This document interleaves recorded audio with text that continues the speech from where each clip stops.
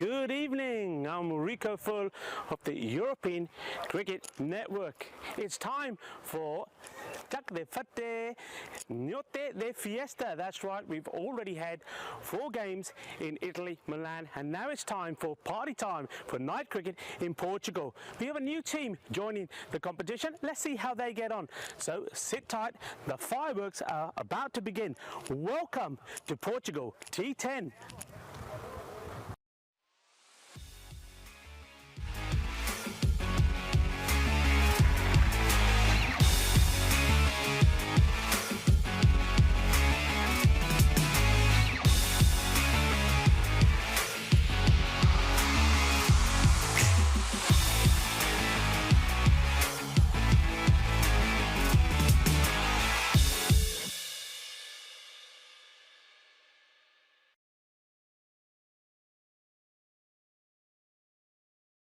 A warm welcome from Portugal. This is the province of Coimbra and we are at the Municipal de Miranda de Corvo and it is day 3 and we're looking to introduce a new team into the action. Well, yesterday was a good day for Marlow in the end. It didn't start so good. They had a bad first game with too many extras, but they came back strong and they were the first team to beat the Gurkhas. So they ended their unbeaten run. So are they going to be strong enough?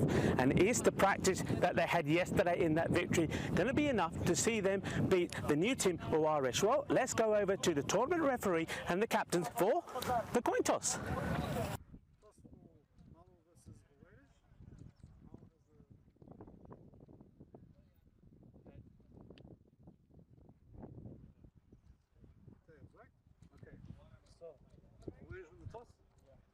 Would you like to fill first? Okay. So where is fielding first, bowling first, and Marlow's batting first? So there you have it, Jitesh Kumar, the Irish captain, winning the toss and deciding to have a field. And that's no surprise. We've seen already in the 2 nights of competition that bowling on this, if you bowl a good line, you get good reward.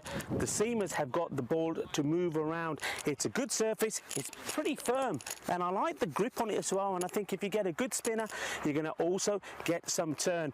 Now, well, what do we know? Well, Marlow, they had a good day yesterday, good finish. They'll be looking to bring that in to this game. They batted well, but they chased, and I think they would have preferred to have a field as well.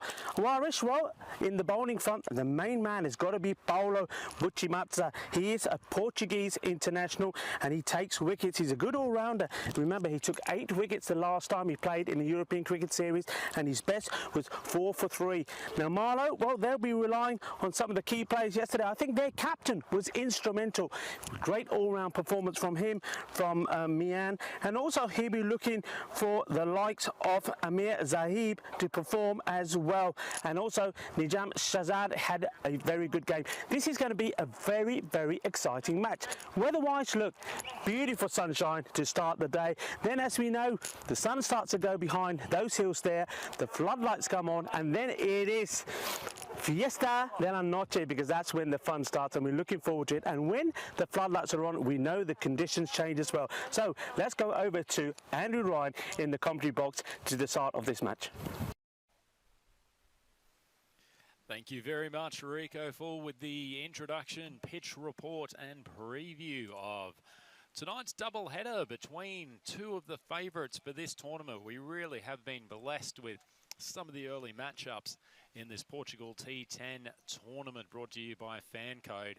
Tonight it is the Marlow Cricket Club returning for their 3rd and 4th game of the event. And our first look at Oares Cricket Club, who are the home tenants of the Cartacho ground that the T10 tournament was played at in last September here in Portugal. But this should be a cracking contest between 2 very, very evenly matched teams and 2 quite distinctive styles, as I think Rico has already alluded to in the preview. And those of you who looked closely at Rico's preview saw his long flowing looks, and that sartorially elegant shirt that he's wearing was both flowing in the flapping breeze today. It certainly has picked up somewhat from the last couple of days. The conditions probably helpful for the swing bowlers. Certainly in the second game, expect the spinners to come in and play somewhat more of a role. We noted last night that Siraj Nipol from the Gorkha 11 was very, very effective in the second game once the pitch and the ball started to pick up a little bit of moisture from the nighttime atmosphere. So suspect, as Rico's already alluded to, the likes of Paulo Buchimata will be very, very influential when it comes to game 2. But plenty more happening for that. As we know, it's a double header between both teams, same teams coming up for 2 matchups this evening. In this first one, Werish won the toss and have elected to field.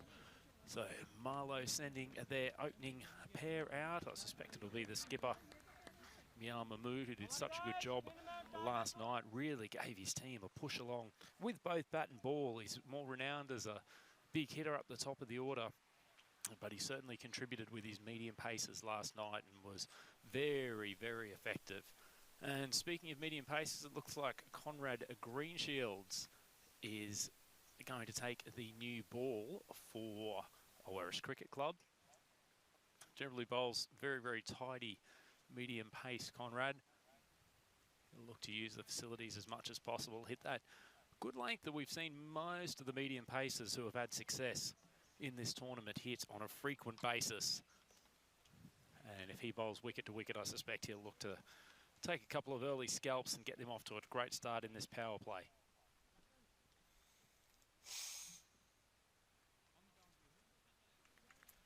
Conrad just directing his outfielders. For those of you new to this T10 competition, 3 overs of the power play, only 2 fielders allowed out. Conrad starting with and deep here in the deep. Seems a fairly appropriate place for him. And then another fielder out on the, looks like backward of point boundary. Space that most of the teams have looked to protect. Rico and I actually went for a walk over there after the second game last night. Very fast outfield as Conrad comes in. Short of a length, but pops on the batsman. He fends it off for an easy single. Good way to get started. Even Stevens for both teams.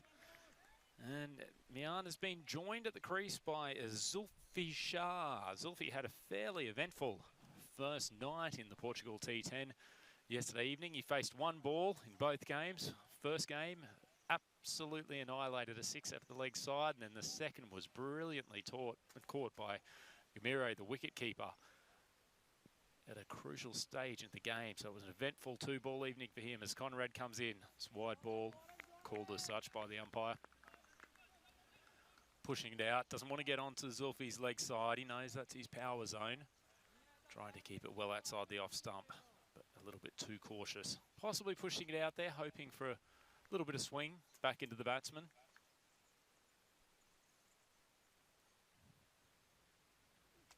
It's a better ball from Conrad, a little bit short of a length. Zulfi, an opportunity to punch that behind point. The umpire's actually called it wide. 50-50 call.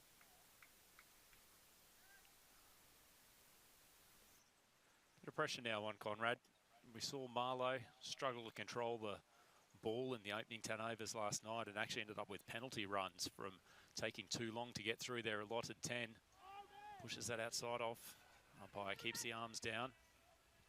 And Mahmood scampers through for the single.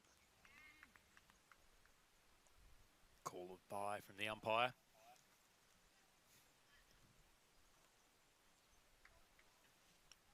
We saw last night, Mahmood definitely favours that area square of the wicket on the leg side, but showed some capacity to drill it over covers. It's not a bad length ball from Conrad, but the big swipe, it's got an outside edge, and that ball's going to quickly roll down to the 3rd man boundary. Streaky shot from Mahmood, but that's what you need in these opening overs, and that's exactly why he's there.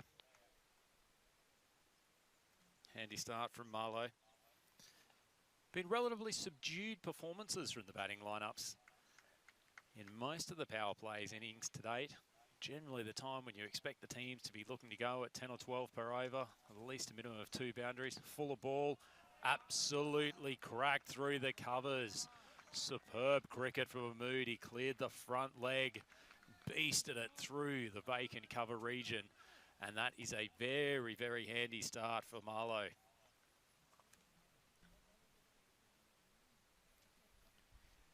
Coming into this game with a bit of form, skipper Mahmood certainly tried to take charge in that first game.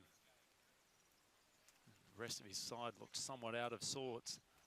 Tried to carry them on his back to victory Fortunately, couldn't overcome the fact that they got charged something like 43 extras in that first game. Quite a remarkable statistic.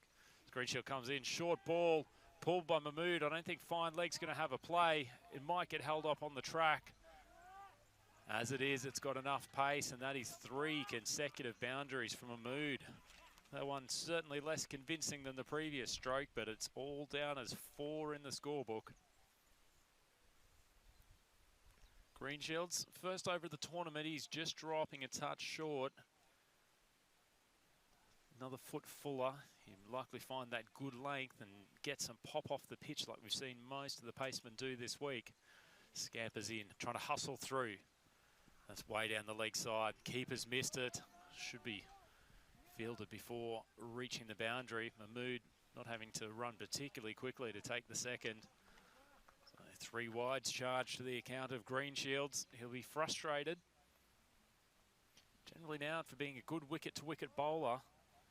Possibly just getting some of the early season rust in this over.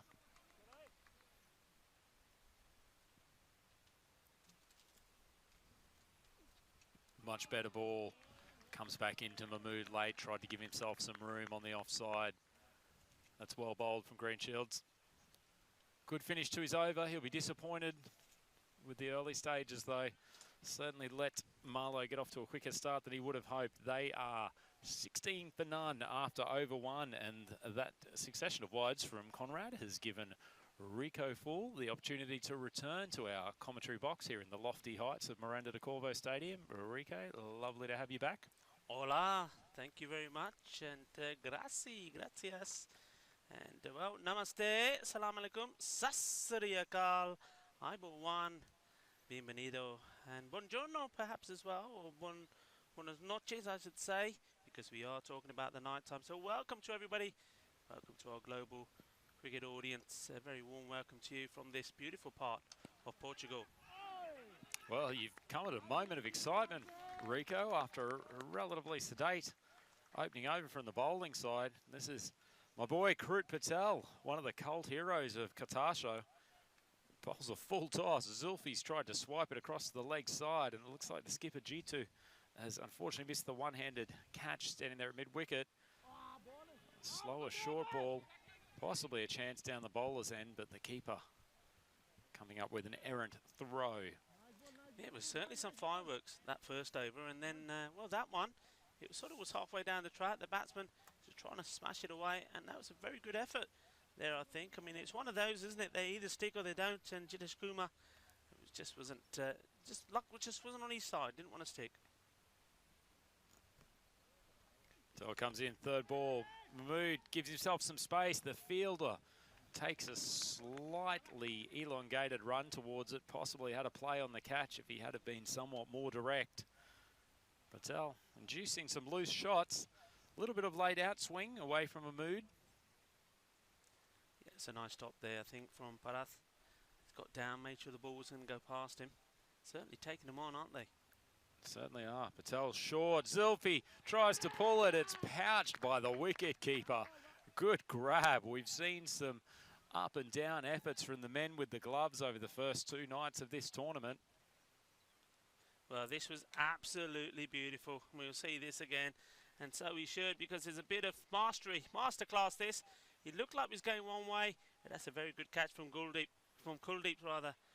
Gulia there behind the stumps, and well, once again, wasn't a particularly good delivery. And the batsman will be very disappointed. Zulfikar Shah, he would have wanted to put that away somewhere over mid-wicket, but it's a good take. And a nice bit of action, a good action shot there. Called it in the air, taking it one-gloved, and the first wicket goes down, and they needed to break that partnership because they were threatening. Well, Zulfi's writing to the family about how things went tonight. I think he'll probably more reference being part of a 21-run partnership for the opening wicket rather than his contribution of 0 off 4 balls. But he's provided good emotional support for his skipper. It's a good catch from Kuldeep. He's an excellent all-round cricketer, Rico. Opens the batting usually for this Huerish side, typically with Conrad Greenshields. Attacking player, really probably more classical than a lot of the players that will feature in this tournament. Hits beautifully through the covers. times it with ease. Had a very, very good Katasho tournament, particularly in the first 3 days. Started to struggle towards the back end of the tournament, and actually that's when his opening partner started to rise up in comparison. But they are a dangerous set, taking the first few overs for this Awarish side as Kuru Patel comes in. Good ball, a little bit of lift. There's a good upright action. Kuru doesn't necessarily strive for too much excessive pace, but gets enough swing to be dangerous, and he gets definitely a bit of lift off these artificial decks. Yeah, well, number 13 is Kuru Patel. Certainly unlucky for Zulfikar Shah, but he's bowling well, and I think a bold move from the captain to bowl him in the second over as well in the power play.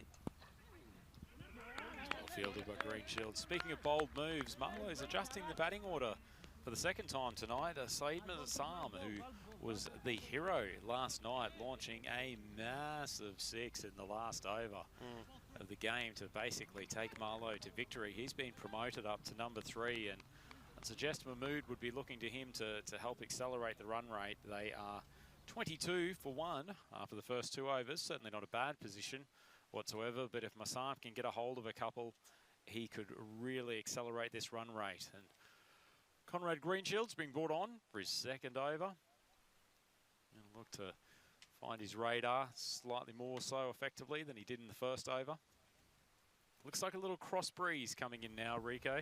Should help his in-swinger to the right-handers. Short ball carries through nicely, but fortunate that Mazam didn't get under that and crack it to the point boundary. Yeah, I mean, we are still inside the power play, and that's why you're seeing a lot of the players there inside the ring. The one man out on the offside on the boundary at point, and one man here on the offside on the boundary, long off. And that one's been cracked away. Bulle,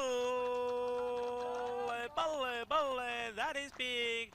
That is huge. What a pickup that was, Andrew. Well, he's a really, really good timer of the batsman, Rico. Unlike a lot of his teammates, there's not a massive backlift from the Mazam bat. He's just a timer of the ball, but he picks it up very quickly when it's sitting on that hip. And he has no trouble clearing that 45-metre boundary on the leg side. Yeah, that was a beautiful shot. Great pickup, great timing. What's Conrad got? Well, he's come back with a short one. That's actually called wide. Square leg umpire saying completely out of reach of the batsman. Conrad certainly deciding he's not giving him anything to drive on that ball. Yeah, I wonder if we can see that again and see the lift on it. And of course, not only is it a wide ball, that will also be one short ball for the over, which the umpire was just informing Conrad, but certainly got a lot of bounce on that one. That's a better length ball. Beats him outside off stump. It's probably where the bowlers should be aiming with Mazam. Certainly looking to loft on that leg side when he gets the opportunity. Keep it about half a foot outside off stump, and you're going to challenge him to hit into areas that he is less favoured to. It's good bowling from Greenshield.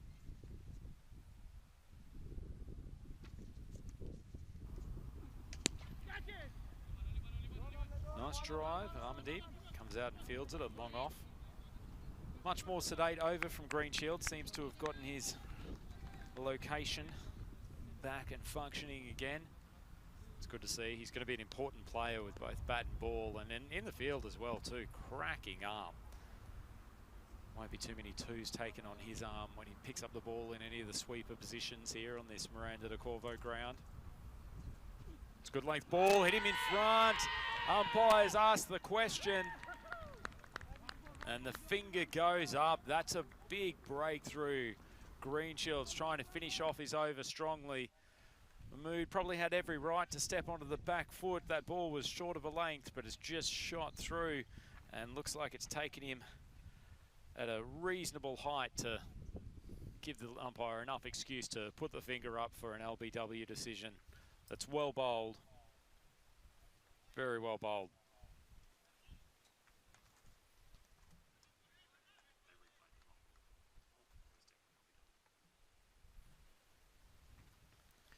One ball to go from Greenshields. Mahmood trudging back to the pavilion. Probably disappointed he didn't play a few more shots in anger. Mazam's still there. 8 off 5 balls. Marlowe now 2 wickets down, 30 runs on the board. Certainly not a bad start, but 2 wickets down. Awarish should probably be happy with that work in the 3-over power play.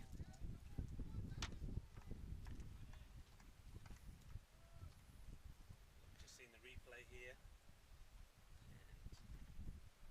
And once again, it's not the last ball. That was the one before where he was disappointed with himself. He thought he was going to latch onto that.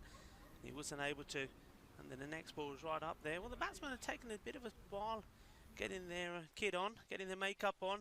I know they're on camera, boys, but look, this will go against you. And we saw penalty points yesterday applied in that match against the bowling side. Remember, it can also be applied against the batting side if the umpires feel they're taking too long. And that's certainly, for me, too long. You're coming out to bat, you've got to be ready.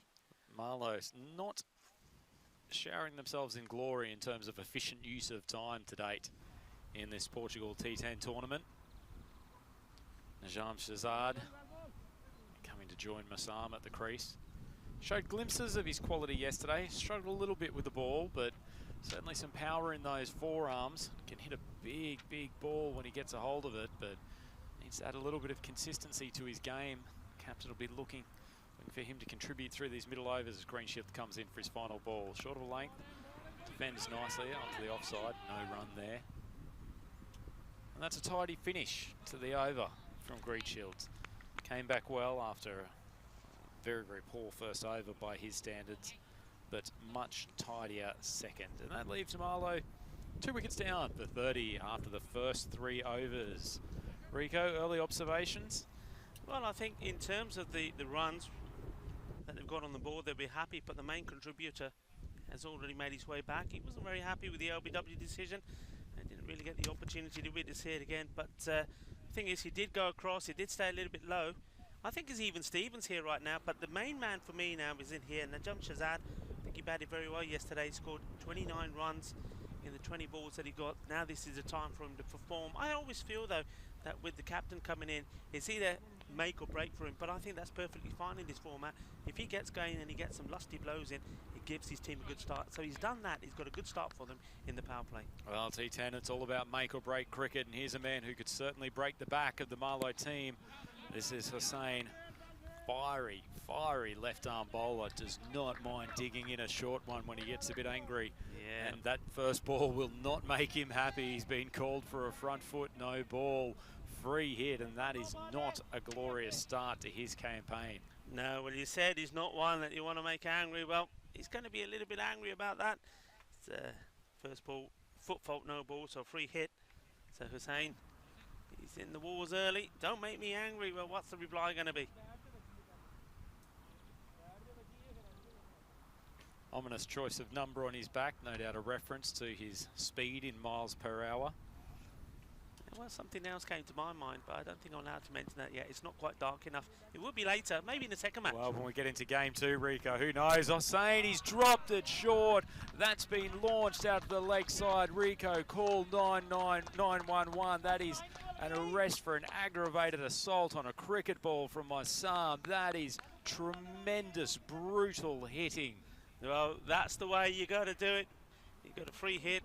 You've got to go for it. You know, the only way really you can get out if you do something silly on the running front. But he's absolutely mullered this. What a shot. That is nice. That is sweet. That is sexy. Well, let's wait to see Hussain become hostile. He will not be particularly happy with that start. I suggest this one will be up around the throat of Massam. Oh, he's let me down. He's gone for the good length ball. They've taken a quick single. Make it easily. It's well backed up by Greenshields. Hussain, certainly despite bowling at high pace, capable of swinging the ball, particularly back into the batsman, occasionally shapes one away. A talented bowler all round. Struggled for consistency in the Qatar Show tournament last year, but certainly put in a couple of glittering performances and also hits a long ball occasionally. Yeah, I like the way he approaches. He's got a nice smooth run up. And look, he's bowling about. He reminds me of the bowling of Mata yesterday. Just coming in, not too much of a long run up, keeping it nice and smooth, nice and steady, and it's a nice delivery action as well. Astute observation, Rico. Really, really good left-handed bowlers that we've seen the last 2 nights. It's a great weapon to have in your team, particularly when you've got players who favour that leg side. If you can get someone bowling left arm pace, pushing it across to the off, like Hussain has successfully done the last 2 balls, taking it away from that power arc of the batsman, that's a handy weapon to have in your repertoire. And he's doing well, and I think this wind is probably helps him a little bit as well, because he's aiming for the angle to be outside the off. The wind will maybe get the ball to come in a little bit more as well. So yeah, it's a good gun to have, isn't he?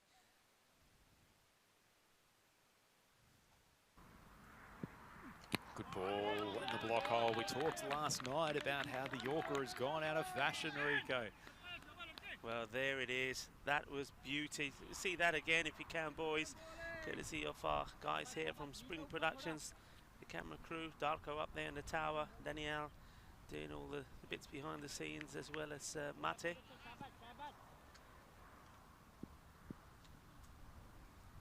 No, not this time. That's one for the highlights, but it was a beautiful Yorker. Here he comes again. It's a good shot. Kept his shape. Lovely shot to the side. They should pick up too. It's good running from Massam. Good hustle. I think his partner Shazad was probably more intent on checking out the glorious stroke that he'd just played, somewhat like a golfer who's just nailed one off the tee.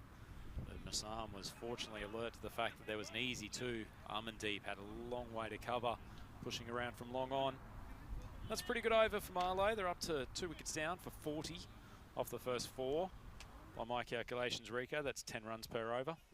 I think they're doing exactly what they need to. We were saying yesterday, weren't we, that on this pitch, if you can bat first and get 100 on the board, and then you back yourself and bowl with a disciplined approach, you're going to win the match, because it's very difficult, I think, to attack the bowling. If you bowl a good line here, it's really, really difficult. So these two supported well with the captain, did well at the beginning, hit over the top inside the power play. If they can keep this going, keep this rate as it is now, around 10, and finish on 100, they'll be very, very happy with, well, the first half of this match anyway.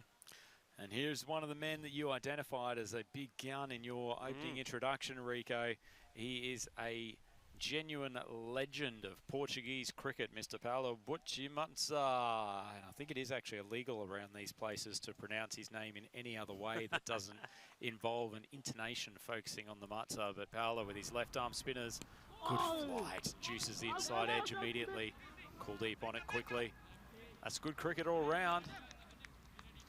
Yeah, the thing is, Butchimansa and Conrad, they're both really lovely guys, and also we have to say that their work around the ground as well in between matches when they're not playing has been outstanding. Absolutely. Certainly probably racked up some kilometres both in their car travelling up here and the amount of effort trying to get this ground into top shape to support Nina and Barry, who have hosted us brilliantly here at this Miranda de Corvo ground since day 1. Flighted ball, 2-4 from Butchimansa, and that's lofted over the top of the stadium. He'll be disappointed. He's very, very precise with his length most of the time, but just gives that too much air. And Massam doesn't need a second invitation.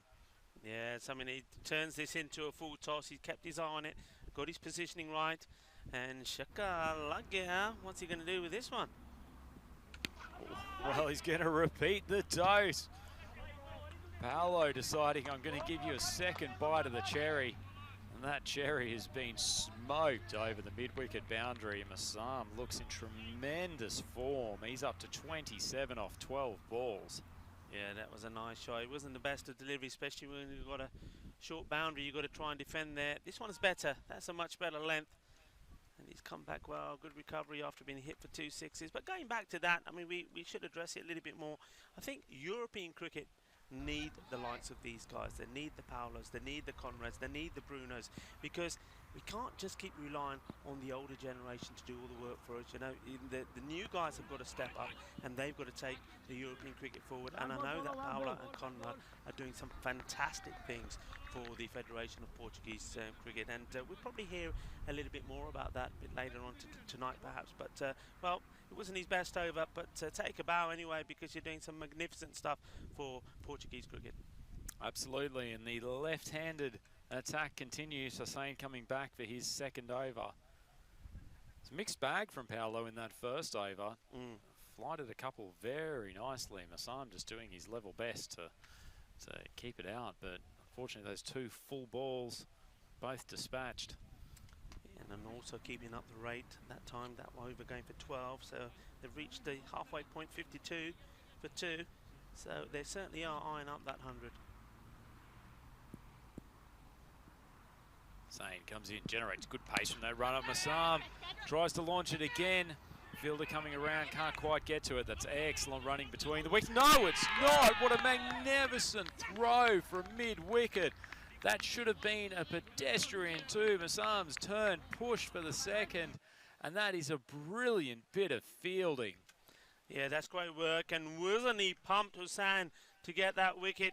It was an important one, wasn't it, offside, Massam. Now the shot first, I was very surprised that there wasn't a fielder out there, I have to say, the first time, but didn't he get there quickly and did what a lot of fielders don't do sometimes? He got the ball in sharp. Look, he's got there quick, good pickup on the bounce, turn and throw, and well, look, he's hesitated, and that hesitation, that's what's cost him his wicket. And look at Hassan there, he was pumped. Well, full credit to Kumar Rohit, the man who came around from his position at long on, was there in a flash, turned, spun, through, right over the top of the bails, and Hussain hadn't very little work to do to affect the run out. What a cracking bit of cricket.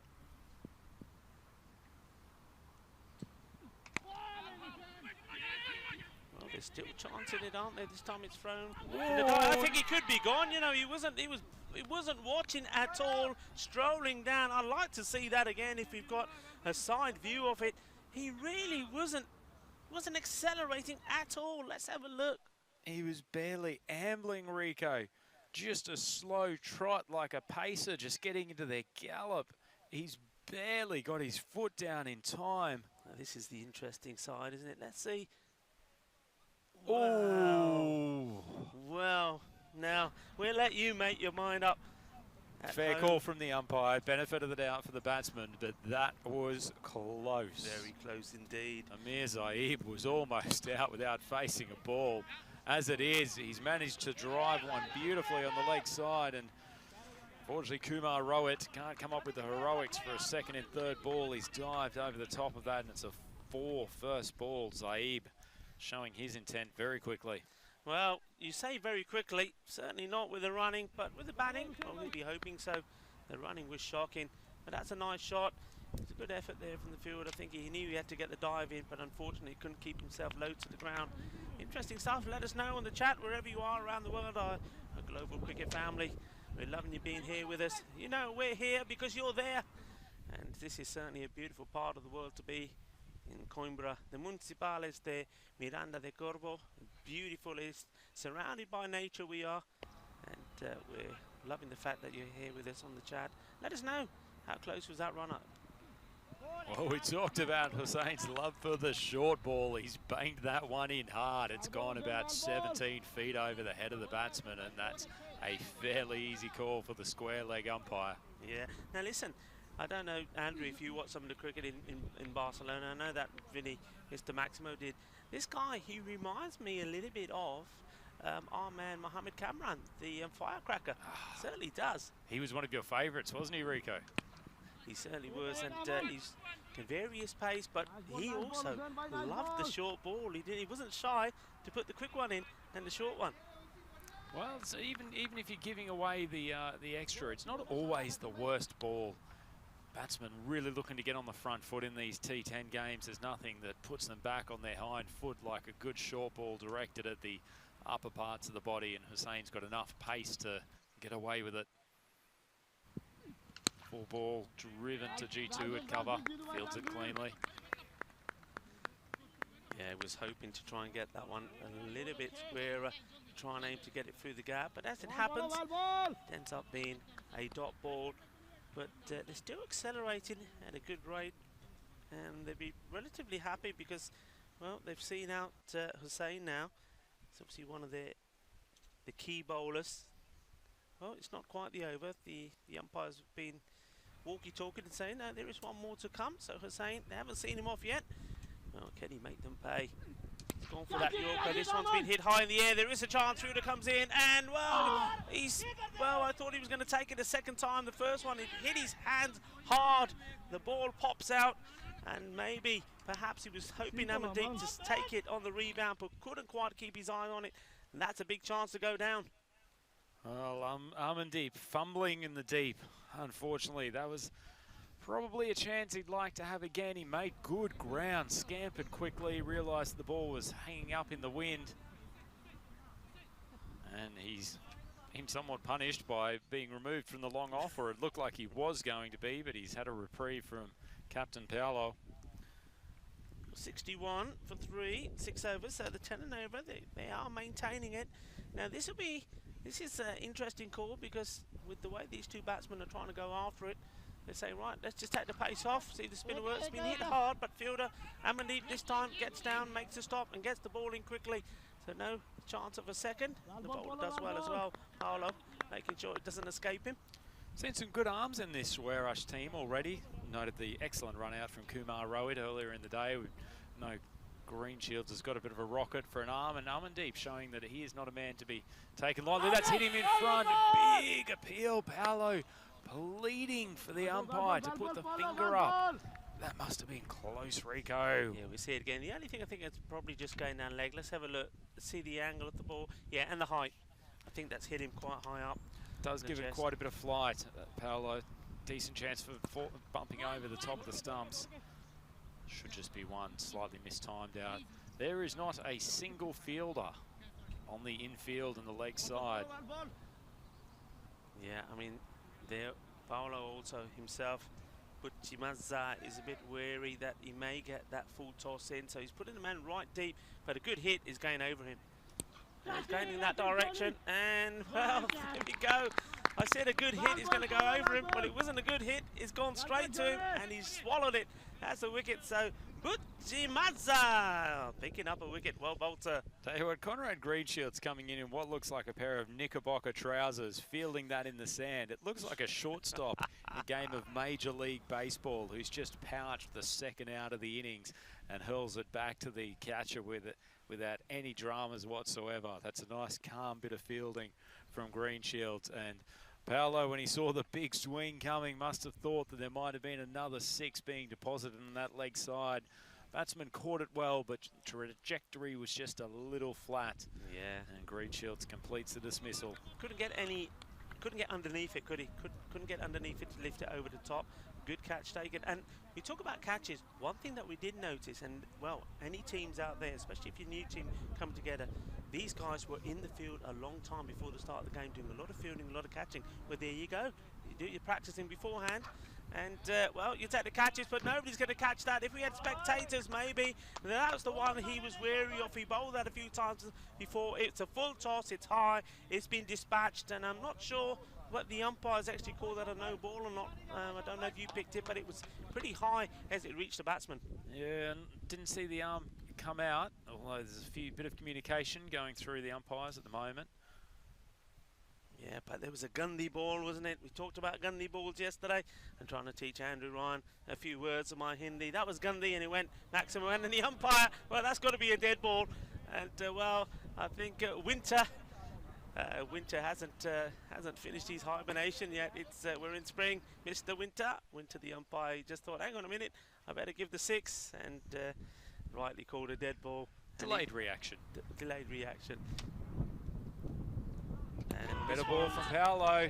He's popped it up, and an easy catch for a man of Rohit's skill coming around from long on. That's good reward from Paolo. He's been slapped a couple of times over the boundary, but he has taken 2 wickets in that over. Good reward for continuing to throw the ball up. I guess it's always the danger of that left arm spin coming around the wicket, that you are putting it right into the batsman's hitting zone, but he's induced 2 mishits in that over. That's good bowling from Butchimadza.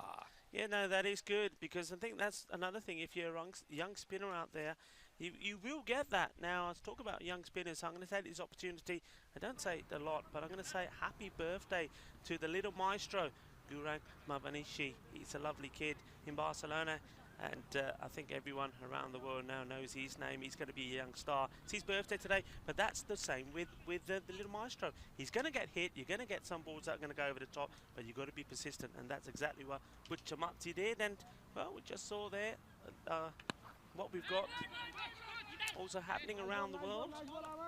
Milan tomorrow. Still some great action coming from Italy as part of the European Cricket Network. Our good friend Vinny Sandu out there to call all of the action. There's been some tremendous cricket coming from that part of the world, and as you do well know, Rico, it's been a little bit of a tour of the Italian mainland, hasn't it? Certainly has. It's been the road trip by the European Cricket Network crew there. Started in Rome, moved on to Bologna, and then of course went to Venice, which was beautiful, though unfortunately we couldn't really get to Venice because of the restrictions, and now they're in Milan, so it's all happening in Italy as well. And it was nice to see a little bit of the cricket there. I think Bergamo United, they looked very strong, scoring lots of runs, and it was nice to see one of my favourite bowlers as well, Robbie Ball, though a little bit I saw from him today. Didn't quite get those lethal Yorkers that he's got going, but well, let's go back to this game. And this one is short, been hit hard and will go to the boundary, I think. Yes, it does. Short ball, and it had to be punished. And just dropping his line there, Amandeep there, dropping his line a little bit like he dropped that catch earlier. Oh, Rico trolling from the historical archives of this game. But Amandeep, he's a good bustling bowler. He's trying to hit the pitch hard, but he's not a particularly tall man. Can't be dropping half trackers. That's a better ball, full outside off stump. Just missed time for a single. Rowett coming in again from the long on boundary. He's been very busy in this game. Yeah, well, now this is going to be interesting. You've got a left-hander now in. And just going to mean that the field now has to be a little bit more alert, as well as the bowlers. This wind, it's not the easiest to control, the ball wind, but now you've got to get the line right as well. Well, that's been hit away firmly, but straight to the fielder. Good work, good stop. Just a single. Well done from Paolo. Interestingly placed game at the moment, Rico. Marlowe, 72 for 5.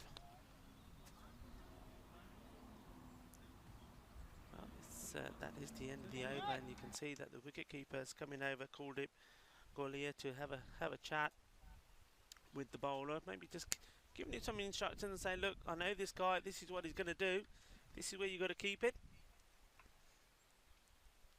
And well, the score has moved on to 77. 77 for 5, I think, Rico. Our scoreboard took a little while to update there, but 77 for 5 with 2 overs left. I think probably even at the moment. That if there's some big bombs in this last 2 overs, it could really put it in Marlowe's favour. But if Awarish Cricket Club can keep it to probably around 16, 18 runs, I think they'll give themselves a fair shot, although something around the 95 region will still be relatively difficult. Rowett, not a good start. Launches that down the leg side. Yeah, not good. I mean, they're trying, or will be trying their best, I think, Awarish, to try and keep this under the 100. And in the meantime, I think Marlowe, they know that 100's got to be the mark for them. If they can get to 105, 110, they'll be really happy. But they've got to go some. Well, they will take the extras. And that one will just be a single. So it goes from left to right now. And see if Kumar Rohit can get his line right. Having a shout to the umpire. Bowling over the wicket to the right-hander. Here's Zaib on strike. Powerful, powerful man. Has done some damage in the past. That's too short, and he has shown that power. A beautifully timed pull shot. Very, very low risk for a man of his quality, and that's not a good ball from Rowett. No, that's a lovely shot, and what I liked about that, he waited on it. See, a lot of batsmen would have played it early. He waited for the ball to come onto the bat, and then, well, he absolutely dispatched it. Then he lovely shot, 6 runs. You can see that straight off the middle of the bat, went like an absolute rocket. Rowett, much fuller length, it's better.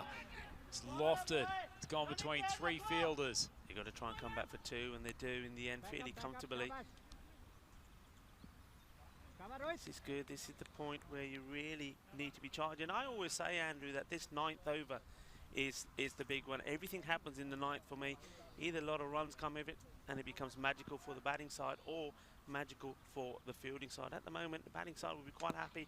Well, this one's going to just lob up for an easy catch. And, well, just as I was saying, I think the batting side will be thinking maybe it's going to be their magical one. With that wicket there, that was big, and that's really going to stop them in their tracks a little bit, because I think Amir Siab, he's one that really can hit big shots. We've seen that, but he's being out is a dot ball. New batsman coming to the crease. Well, brave bowling from Rowan. We'd seen already early in the over that Zaib had taken him to the cleaners when he dropped short. That one looked like it had a little bit of extra pace, a little bit of extra bounce, hit him high up on the blade, and it's just popped up for a very easy return catch. Rowan adding to his fielding statistics, already having taken one earlier in the innings, and he is certainly providing some value for those who have got him in your Dream 11 fantasy team. Don't forget Dream 11 Fantasy open for all of the games here at the Portugal T10 competition, and very much welcome to those who are playing Dream 11 games and watching us through FanCode in the Indian subcontinent. Great to have you with us as flashed around to the leg side. It's a nice ball, keeping that outside off stump line that should frankly be more popular with many of the bowlers in this T10 competition, Rico. Yeah, certainly should do. I think all sorts of information happening with this the scoring system at the moment. I think we won't rely on it for a few seconds. It's updating itself, and players are popping up all over the place. A single taken there, and well, that was also the end of the over. So it ended up being quite a good over for the fielding side. It was that big hit on the short ball from Rohit Kumar, but after that he recovered very well, didn't he, and got that wicket as well. Certainly did, Rico, and when we go back to your comments earlier about how important the 9th over is, you definitely say Awaris to the team that's won that particular 6-ball stint. That was well bowled from Rohit. Yeah, it was. Now this, well, this is also, they're relying on their slow bowlers a lot. Relied on this man early on, Patel. Now he's coming to bowl the last, and that's been hit well with the fielder stopping. He does. And that was important because any misjudgment there, that was 4 runs. It was well struck. Krip Patel being relied upon by his captain to finish off the innings. It's Saeed Ali out there in number 9 who has joined Jayesh Popat at the crease. Krip, 5 balls to go. Important 5 balls. Beats the batsman, flashes it outside off stump. I think that's a really good line from Krip. Yeah, it's good bowling, but not necessarily good batting. We were talking about this yesterday, weren't we? I think sometimes batsmen need the mentality also to say, right, I'm not going to smash this one, but I need bat on it and take the single. Threw it outside off stump again. Popat drags it to the leg side. There's a chance from Paolo. A little bit high with the throw. Bowler not quite getting back there to assist. Yeah, that was important. A good throw there, and if the bowler was in the right position as well, I think they would have had their man. I think this is key here. This is where the big runs could come. And that's it, the leg side, but going down leg, they'll take the single. So far, this is very good bowling from Patel. Oh, good bowling, but he's playing with fire, sending that one onto leg stump. Saeed Ali trying to whip it over square leg for 6, unsuccessfully, just comes through for the 1 off the pad. Krip Patel really doing a good job for his captain so far, goes full. Can't do more than just drive it straight down the ground. Looks like they will end up around that 95 mark, Rico. I think it probably put, particularly with their bowling lineup, maybe put Marlowe just in front, but that is probably very dependent on whether or not they can take the early wickets of Kuldeep and Conrad Greenshield. If those two stay in for 4 or 5 overs, then you would imagine that Awaris will be right on target to chase down this total, as Krip Patel wondering how that did not take the off stump. It's an excellent ball. Yeah, and I think that is also the end of proceedings. So, well, we look at this again. I think they would be disappointed, Marlowe. They would feel that they should have at least got the 8 runs needed to get to the 100, and that one finishing. Too many dot balls in the last 2 overs. So the score is 92 with 6 wickets down, as I leave you to go through some of these, well, exciting highlights for this first match today at this Portugal FanCode T10. Well, plenty happening in that first innings, Rico. Lots of lusty blows from the skipper. We talked about Miyar Mahmood being a really, really good prototype player for those early parts of the innings. He's certainly not afraid to lose his wicket, but he makes good contact, he swings hard, They've gotten lucky on one or two occasions, but he certainly has continued to give them rollicking starts, and Marlowe very much relying off his runs so far today. A couple of streaky shots behind the wicket, but he's doing what he needs to do to keep that scoreboard rolling. Didn't necessarily have a huge amount of support from his opening partner, Zulfi Shah, left-hander. Almost caught out very, very early, but he ended up 0 off 4. But the promotion of Saeed Massam was probably the difference for them. He's generally a man who's come in down the lower part of the innings, but does have a really, really good technique and hits with a lot of ease on the leg side. Able to whip the ball without any problems over that leg side boundary, and he's a talented player. Had his struggles with the ball yesterday. Couldn't quite get his swing to locate as he might want to, but I'm sure we'll see him come up with some deliveries today. Speaking of struggling with the location, we saw a few examples of Conrad Greenshields not quite getting his medium paces to find the off-stump line that he usually likes to bowl, but Hussain, we talked about him being a fiery customer early on, and he certainly delivered once or twice today for the Warish Cricket Club. Paolo Buchimata, a couple of wickets in his second over, but also delivered a couple of buffet full tosses, just swinging down the leg side, and he'll be disappointed with those contributions. He's a very, very good and experienced cricketer, and a man that will probably need to be a fairly frequent wicket taker for this Warish team if they are to challenge for the title here in the Portugal T10, brought to you by FanCode. Being played in this wonderful Miranda de Corvo Stadium as part of the general wider Coimbra area. A few examples of not particularly good quality running between the wickets from the Marlowe team. Saw the run out there, and Amir Zaib only just getting the benefit of the doubt from the umpire, probably at a fraction of a second where his foot was behind the line, but playing with fire and completely unnecessary. Should have been scampering through for a hard single. But there were enough boundaries that kept on coming, and that enabled Marlowe to reach a more than defendable score of 92 for 6. We saw yesterday the difficulty against good bowling attacks of scoring more than 75 or 80, certainly in the second game when the lights came on. But even here in this first contest, there's enough wind around. The grass is relatively long down the straight stretches, and obviously we've got the sandy area on the leg side and behind the wicket that makes chasing a score above 90 actually quite a tough ask compared to your average T10 competition. But there is no shortage of batting power within that Warish side. As we've talked before, they will very likely open with Kuldeep and Conrad Greenshields. Kuldeep, man who loves to attack the bowling through the offside, and Greenshields an excellent technician who has capability of hitting with power all around the ground, and certainly one of the most accomplished batsmen within the Portuguese domestic competition. He's South African by birth, spent some time in the Netherlands and now here in Portugal, and has had success in all of those countries, and comes from a rich cricketing background. And they are very, very fortunate to have an opening combination with the strength of Greenshields and Kuldeep, and no shortage of hitting power from the rest of the lineup as well. Paolo can hit a long ball. Jitesh certainly played one or two important innings in the Qatar tournament, but we'll have a run through the batting card. Marlowe, 6 wickets down for 92 off their 10 overs. As we said, the skipper, Miyama Mood, came out and hit plenty of boundaries to begin with. 3 fours in his innings of 14 off 8 before he was LBW to one that kept low by Greenshields. Zulfi Shah, the experiment did not work, sending him up the top. He's continued his helter-skelter times at the crease. He was none off 4 out of the bowling of Krut Patel. Saeed Massam, as we said, he was the main destroyer with the bat for the Marlowe Cricket Club. He was out for 27 off 14, run out by a superb bit of work from Kumar Rohit, coming around to mid-wicket from his position at long on, and came up with a rocket throw that was cleanly taken by Hussain and ran him out at the bowler's end. Nizam Shazad, he's continued his struggles in this tournament. He was out for 6 off 11. Amir Zaib, 20 off 11 before he was caught and bowled by Kumar Rohit, continuing his good day in the field.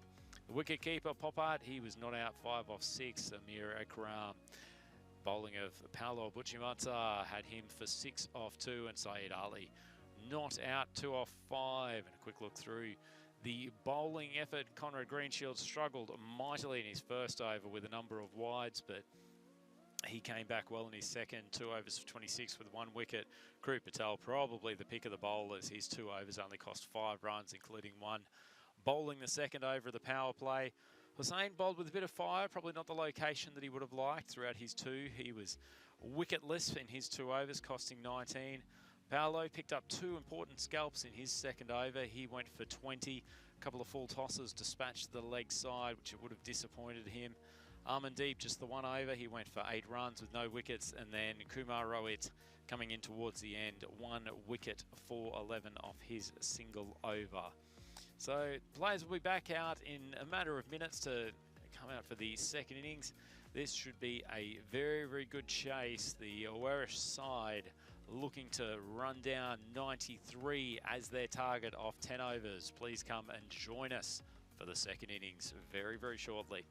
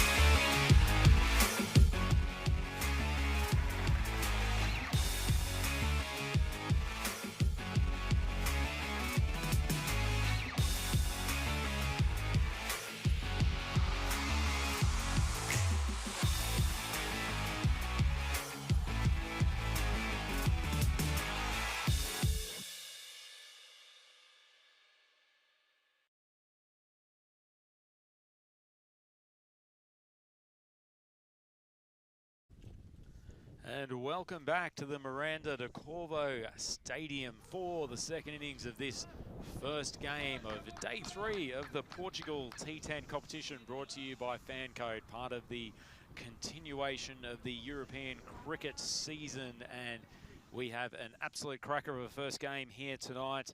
Marlow Cricket Club 1-1 after a moderately successful first night at the office last night when they took on the Gawker 11 team and managed to split the 2 games.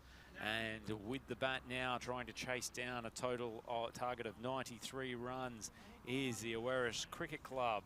And to help take us through the second innings here today, we have local cricketing legend and superstar Lorne King. Lorne, welcome to the commentary box. Thank you, Andrew. Thanks for having me. Good to have you on board, Lorne. Man who is well connected to the Awaris Cricket Club and certainly has plenty of insight in the guys that we will see wielding the willow here today. And to open up, it looks like we have Najam with the ball for the Marlow Cricket Club. Showed some good pace during the games yesterday, struggled with his line at occasions, trying to swing the ball both ways, but hopefully he's able to get his location today and cause some troubles for these opening batsmen. Very, very important opening pair. And sprung a surprise. It looks like Armandeep is on strike. Looks like Armandeep is on strike to face his first ball from Najam.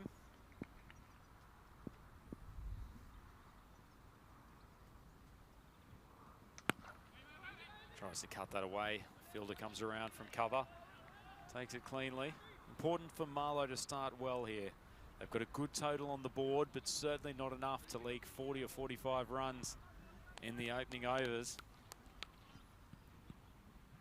Correction, actually, we have got the expected opening partnership. It's Kuldeep and Conrad Greenshields.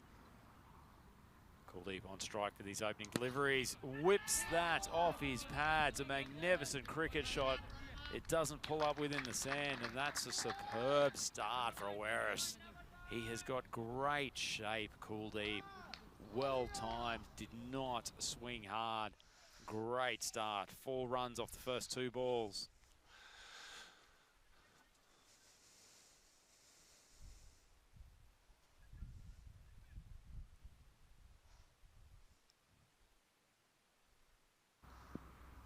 Shazad, wobbly come back with. Probably a little bit full. Certainly doesn't want to land short.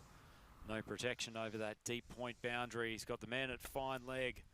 Probably a result of his wayward bowling yesterday, and also one down at third man. He knows Kuldeep will go hard outside off stump. 4 ball, and he has gone hard outside, but he's gone hard and very handsome. Pops just inside the cover boundary. That is a delightful shot from Kuldeep, and this is what we've come to expect of this man, Lorne.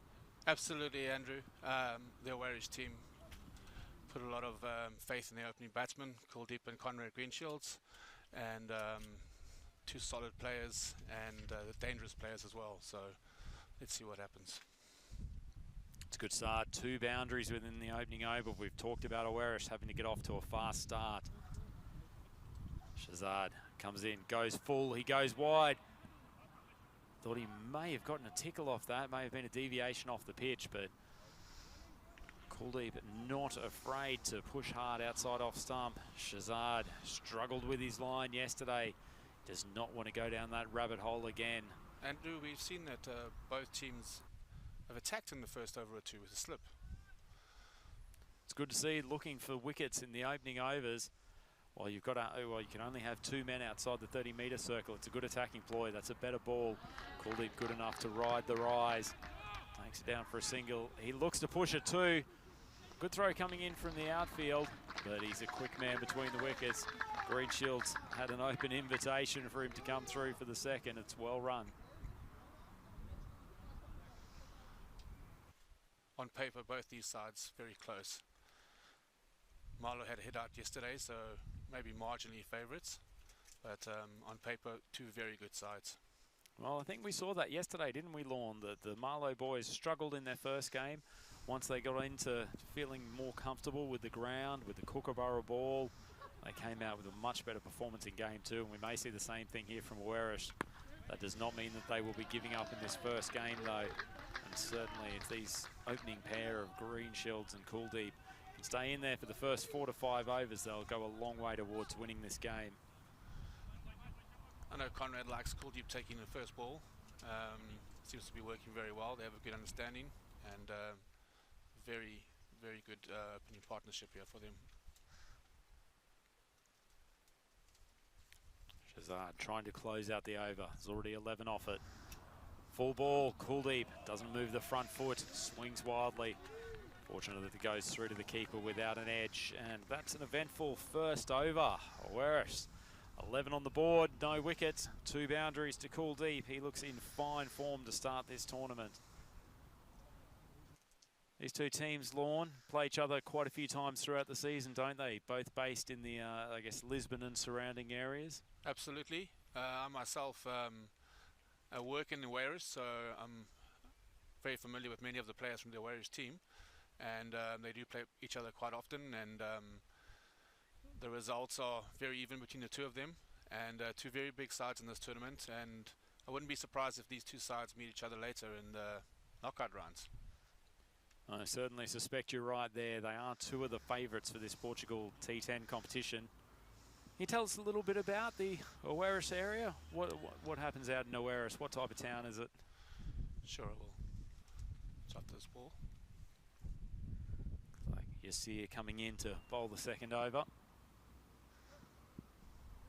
Bit of swing outside off stump, but it's taken it wide, and the umpire stretches the arms for the wide call.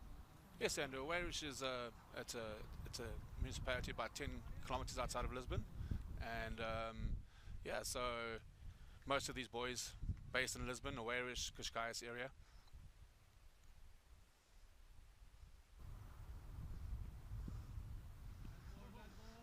Well, the umpire thought about it for a moment. Once again, a little bit of late swing. You see her getting the ball to move. Fortunately, starting it too wide outside off stump. Greenshields just calmly letting that one go through to the keeper. He will happily take any extras that are served up. It's a better ball, gets under the front foot. Shy at the stumps, that's a good bit of fielding. Zaid, he's got a strong arm. Direct hit there, he might have been in trouble. May well have been in trouble. Zaid certainly wasn't moving particularly quickly between the wickets during the batting innings, but he moved well to his left, fired it in, and almost had Greenshields in trouble.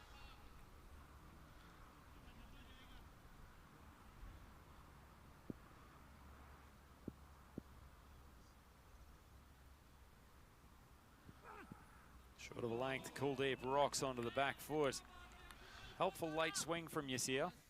Cooldeep's definitely looking to be the aggressor in the beginning of this innings. Looks like he's taking on the bowlers, and Conrad's playing more of a supportive role to begin with. Not a man noted for playing too many defensive shots, Cooldeep. He will attack the ball no matter where it is. Yasir trying to initiate a change in the field. Given he's swinging the ball quite a long way away from the right-hander, the outswing ball surely doesn't need the man down at fine leg. He's been brought inside the circle, and looks like Assad has been shifted out to a wideish long-on position. Short of a length, Cooldeep heaves it through the cover region, doesn't quite time it, just a single. I think it's been what we've seen in the last couple of days is a lot of the batsmen not being able to time it, being caught sort of mid-wicket, mid-on, and I don't know if it's maybe it's because they're a bit scratchy and out of form. Unpredictable pitch too, Lorne, isn't it? That a lot of balls just like that one from Yasir. If you bowl it on a good length, bit of pop, bit of lift, easy when you're going to forceful shots to end up with the ball hitting high on the bat, just being popped up for an easy catch for the infielders.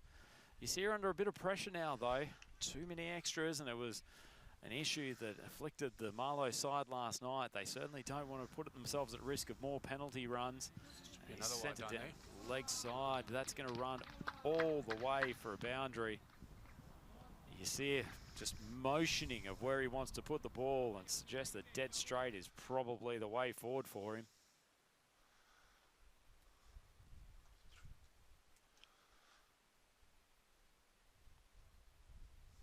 Green Shields just coming down, talking to Kuldeep, just making sure they stay relatively calm.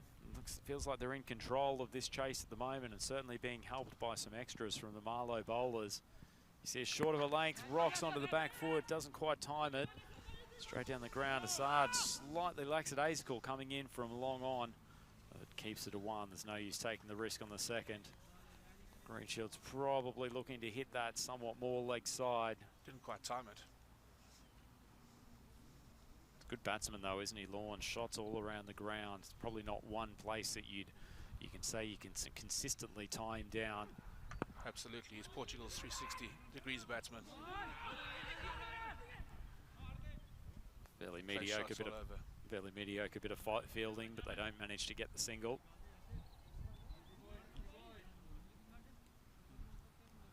Well, you see here, slowly working his way through this over.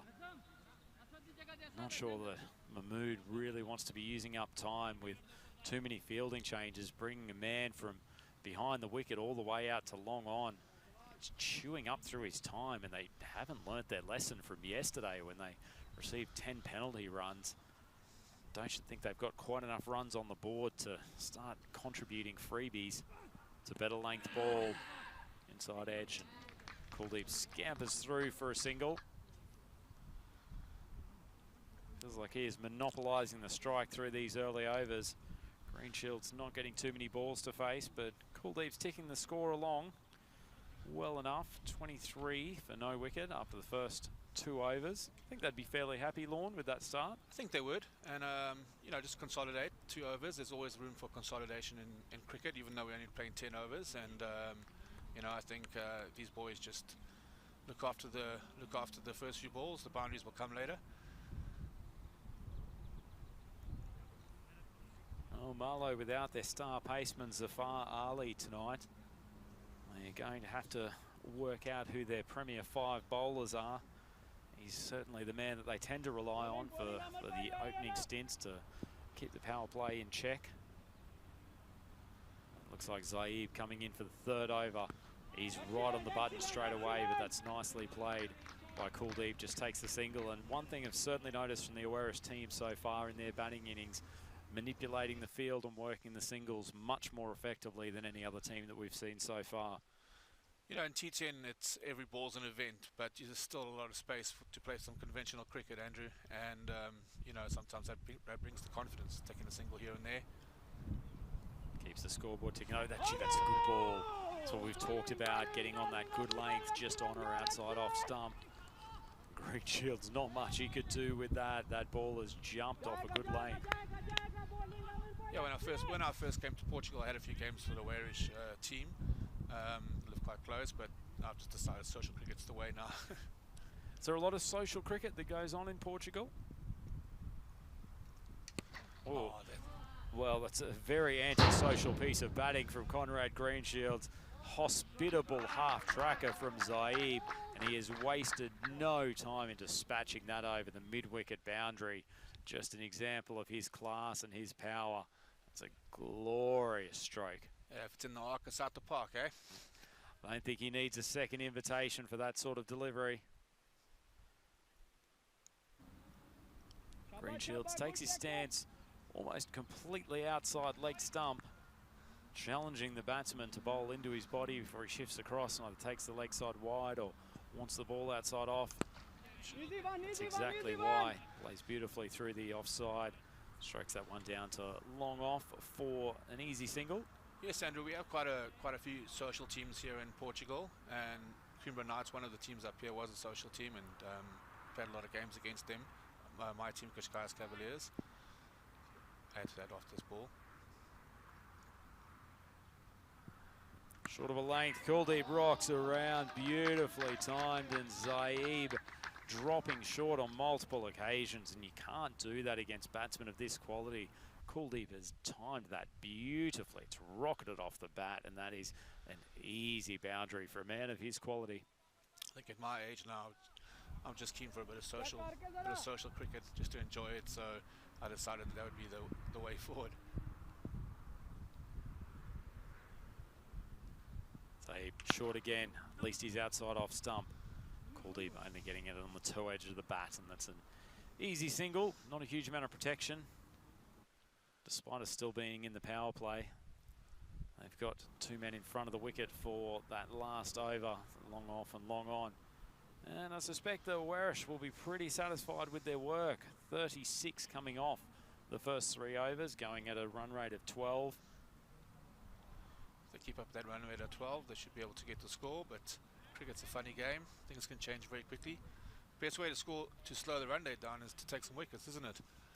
Well, this man was one of the wicket takers for Marlow Cricket Club last night. It is the skipper, Mian Mahmood. Came up with a couple of good spells, both in the first and the second game. And he needs to not only rocket through a few of these top order batsmen, but also to do it relatively quickly. Marlow, once again, feel like they're falling behind the allotted time, and they do not want to put themselves in the position where they have penalty runs gifted to Warish tonight.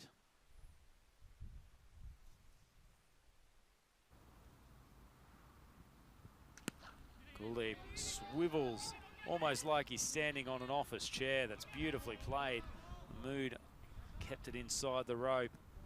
It's an easy 2 for them though. Marlow scored 92 runs in the first innings, so not a huge score to defend, although a relatively good one on this ground. But while these two are at the crease, Warish look like they're in complete control. Mahmood comes in, second ball. It's a better length. Just swings lightly back into Kuldeep, but he's good enough to punch it forward for a single. Yeah, runs in the board are always the key thing. You still got to get them, and even though these two have made a good start, you still got to get those runs, and the pressure's always on the scoreboard, isn't it? Certainly is. The Marlow bowling attack just looking probably one bowler short of a weapon with the non-appearance of Zafar in this contest. Suspect that Saeed Massam will probably have a big part to play later on. His big hooping in-swingers. In fact, I wouldn't be surprised if he comes out and bowls the next over. They've still got Asad Mahmood in the showcase as well. His left arm seamers.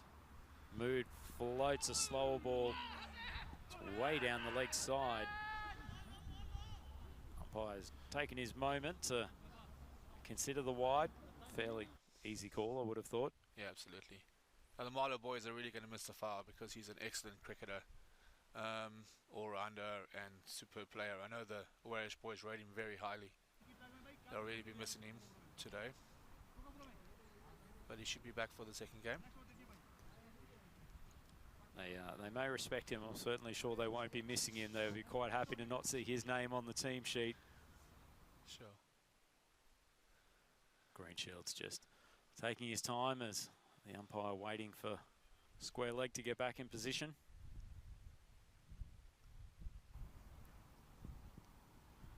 Full ball, Greenshield strikes it straight down the ground. Doesn't get a big piece of it though. Just a single.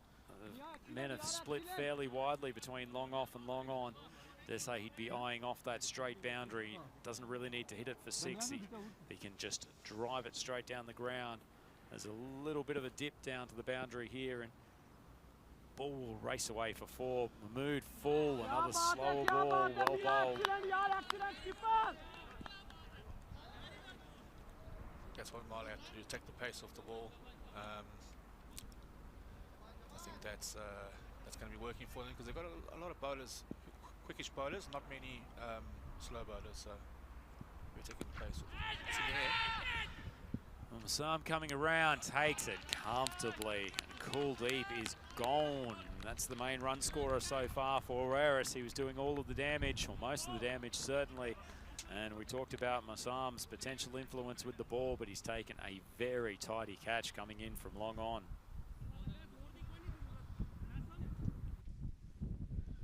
That was the last ball of the over too, Lorne. Not sure that was probably the play from Kuldeep. They were going at a good enough run rate, just putting away the bad balls, tried to force it. And with this blustery wind, it's probably going to be hard to hit a big straight down the ground. And unfortunately, that has led to the demise. And as we foreshadowed, Saeed Massam, it's probably the trump card with the ball for Marlow tonight. Struggled with his line yesterday, but he can be a very effective bowler when he's on. should be riding high in confidence after an excellent knock with the bat in the first innings. Yeah, they were both looking so good, Kuldeep and Conrad. So maybe a shot Kuldeep didn't need to play, but again, he's standing up here and they're not there. It's easy to judge from the commentary boxes. Absolutely. We see that Amandeep has come out to join Conrad at the crease. 41 for 1 after the 4 overs, so just a tick above the 10 per over. Marlowe were basically the same position as Massam. Starts with the leg side wide. It's not going to do his confidence much good. As Amandeep just practices that little flick off the foot. It's a diminutive little customer, isn't he? Absolutely. I mean, the Marlowe boys have bowled a few wides already, and apart from that first over, I thought Awarish bowled well. Good one in the block hole, nicely ticked around. Haven't seen too much of Amandeep. I don't think he was with the squad in Qatar. I think he's a new addition to their squad. Sweet timer of the ball, judging by that first shot. Assam looks like he's strategically trying to get the ball in the block hole as much as possible. See if he tries to swing this one through the gate. Greenshield's short. Just takes it off the hip. Greenshields takes a little while to get moving, but he's quick between the wickets. Good single, boys. Probably suggesting to his compatriot out there that he could do with a call.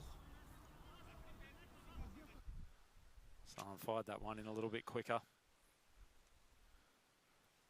Amandeep with that classical spin of the bat, just trying to impose himself on the bowler. Outside off stump, swung probably after the crease. I might give him the benefit of the doubt. Keeps the arms down, no wide call.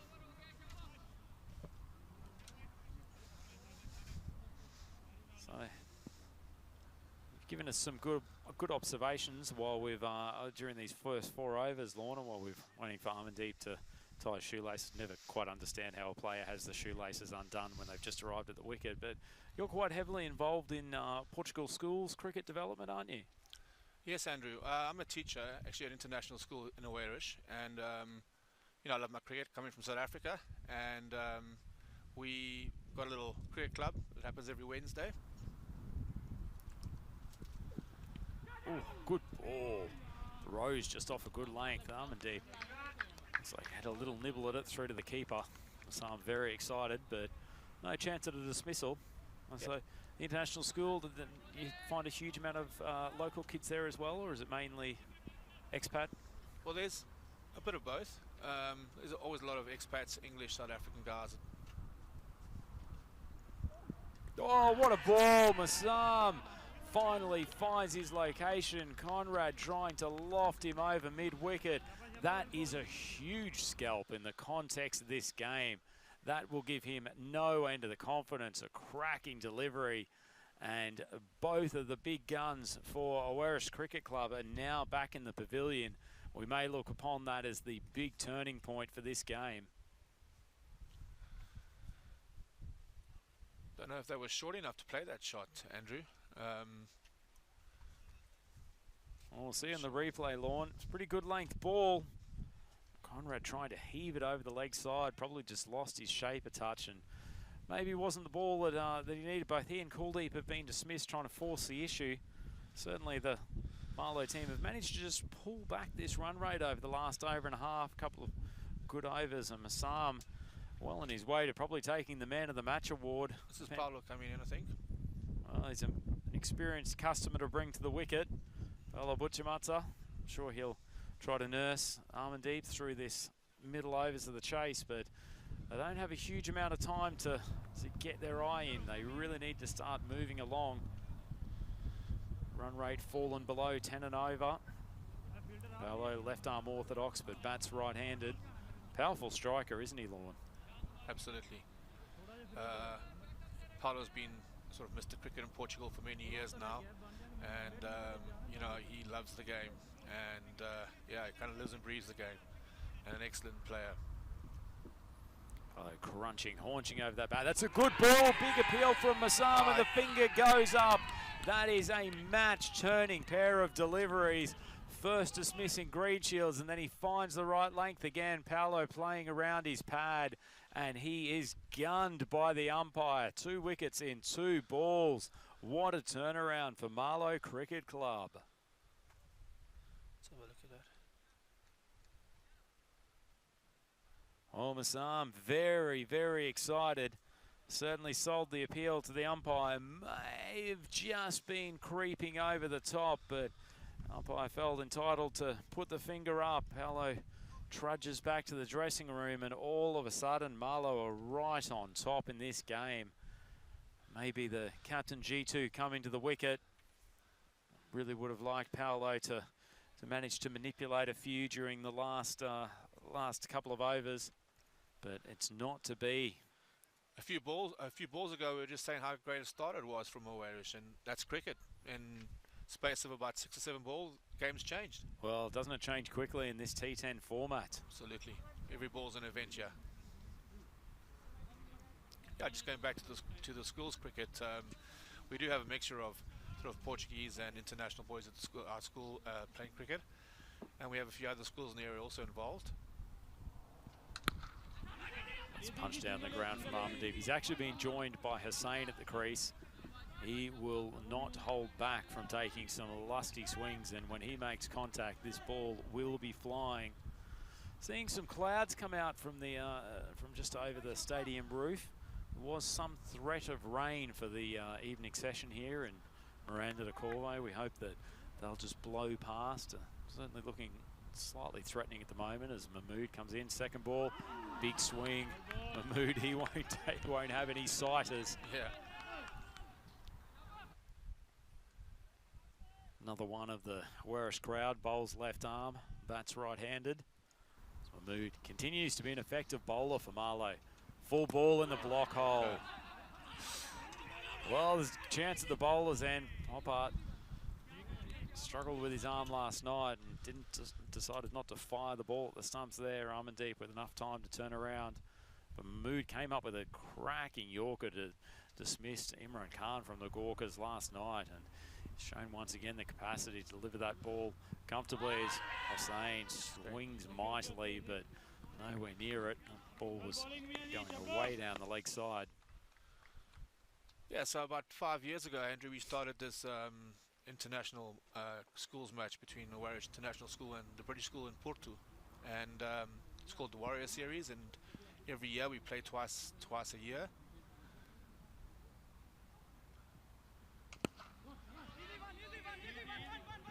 See what happens here. Single. We've been doing that for the last 5 years, and Porto British School, we have a tradition in cricket, and they've had about 45 boys since 2015 playing cricket at their school. My school maybe a bit less, maybe about 25, 30, but we started this match about 5 years ago, and we've been going twice a year. May have got a feather of an edge. Poppart, if it has put down a catch. Struggled with the gloves last night, and not having a particularly happy game again. Probably dropping one off your skipper is not the way to ensure your continued participation in this tournament, but Mahmood's done a very, very good job again for the Marlow Cricket Club. He's decided to put them on his shoulders, try to carry them to victory. He's gone for only 7 runs off his 2 overs. And these last 3 overs really turned the screws on the Owarish batsmen. Between the 2 from Mahmood and the first over from Massam, it's been 3 wickets lost and only 10 runs on the board. If Marlow Cricket Club win this game, they will definitely look at this period as the point where they've... 2 year.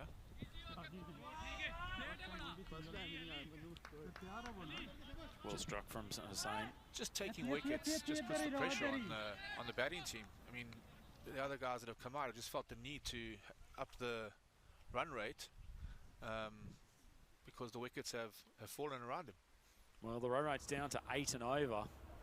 Good full ball from Massam. Long swing from Hussain, but can't make contact.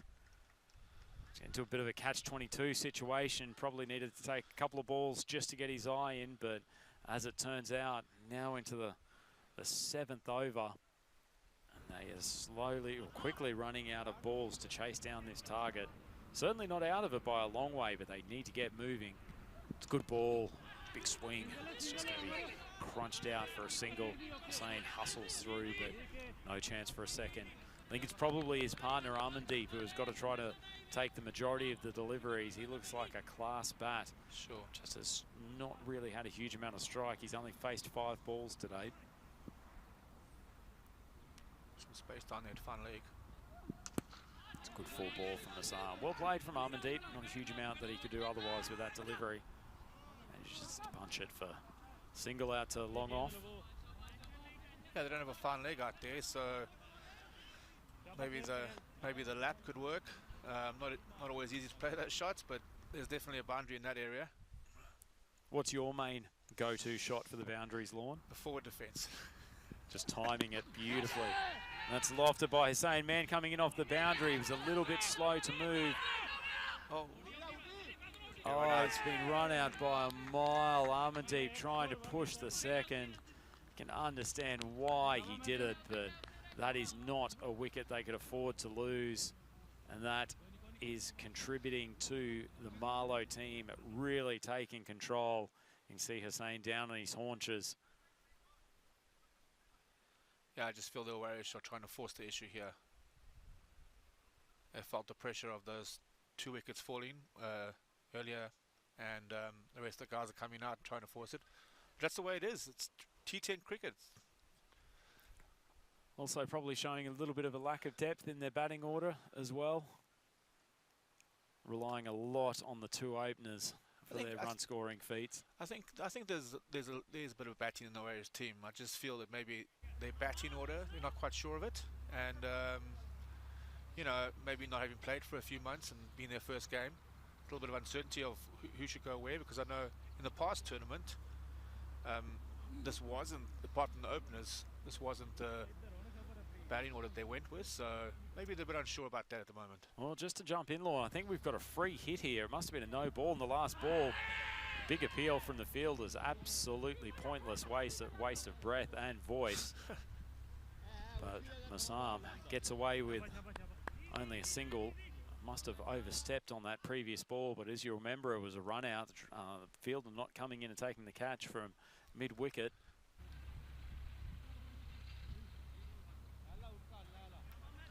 Would have been a helpful contribution if Hussain could have used that free hit to create a boundary. Oh, it's a good ball to the new batsman. Poor Krut Patel. What are you supposed to do that? Oh, Krut plays in our social team, Andrew. So he's a lovely character and loves his cricket. Fun guy to be around, and he's a good cricketer. You know, maybe that sometimes could be the problem. He enjoys it. He enjoys his cricket a lot, and having fun with his mates, and he's got a lot of potential. And we saw from his bowling earlier, 2 superb overs he bowled, and yeah, so definitely he's got something there good. Oh, I really like his bowling action. I like the way he approaches the game. There's a bit of a lackadaisical air, and something that is certainly not lackadaisical, the need to get your fantasy team in for the FanCode Portugal T10 tournament, jumping on board the Dream 11 fantasy games, as we've just seen. Saying swing that out to the leg side. Don't forget, you can check out all of Mr. Maximo's fantasy previews through the European Cricket Network.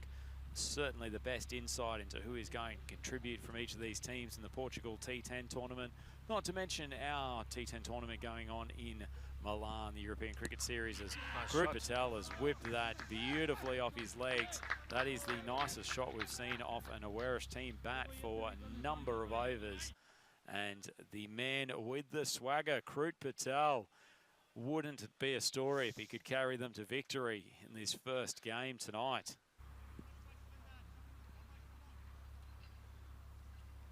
Zaib coming in, he's under pressure. Full ball, Patel swings hard, almost yorked. It's a good ball from Zaib. No chance for another boundary. These two have had a fair bit of experience in the T10 format though, haven't they, Lorne? Both played, I think, all games within the last tournament in Qatar show last year, so they've seen the format, they've gotten used to it.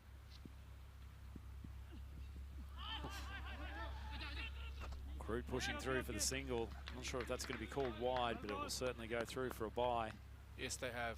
And Marlow boys A very good team and solid team. And I think as this tournament progresses, we'll see them improve a lot more. First game they were a bit scratchy last night, but they're getting better. Already we can see that. Oh, they're up to 63. They need Patel to take the long handle. That might just drop into safety. The man coming around from cover. Can't take the catch. Masam, you cannot keep him out of the game at the moment. Krit wasn't keen for a second there. Krit looking to give his partner Hussein the opportunity to take a big swing on this final ball. I don't think he'll mind facing Zaib. He comes through relatively flat, low arm action. Give him a chance to take a big swing into the leg side, but he swings and he misses. But the man who has not missed is Zaib, who has taken out his off stump. Good bowling, brave bowling, putting it on the stumps. And that is the end of Hussein and possibly, Lorne, the end of Owaris's chances in this game. Yeah, might have turned things around magnificently. A few overs ago, we were seeing them spray the ball, leg side, offside, with wides. A couple of wides, and we were saying, you know, maybe the discipline isn't there at the moment. And a few overs later, bowlers improved, motivated, you can see it on the field. And yeah, they've taken the game up a notch. Well, still requiring some 30-odd runs off the last 2 overs. It is going to need some brutal hitting over these last 12 balls, unless the man with the ball at the moment, Shazad, starts to get the bowling yips as he did last night. Owaris could certainly do with a few extras being added to their total. Kuru Patel surveying the field. He's got a man at deep mid-wicket, a man at long on, long off. One fielding just forward of point on the boundary and down at third man as well. Plays it nicely. It's only going to be a single out the man just backward of point. Is that Jitesh that's in now? I think it is Jitesh, a man who can hit a long ball. He's the wily old veteran of this team. He keeps his team together, and he's been skipper of this team for many years. When I first played here, cricket 7 years ago, he was the skipper when I played. And capable of hitting to all corners. Full ball, takes a big swing. Keeper took that in the face guard. Luckily he's got the helmet on. Shazad seemingly much more composed in this over. Good couple of first balls.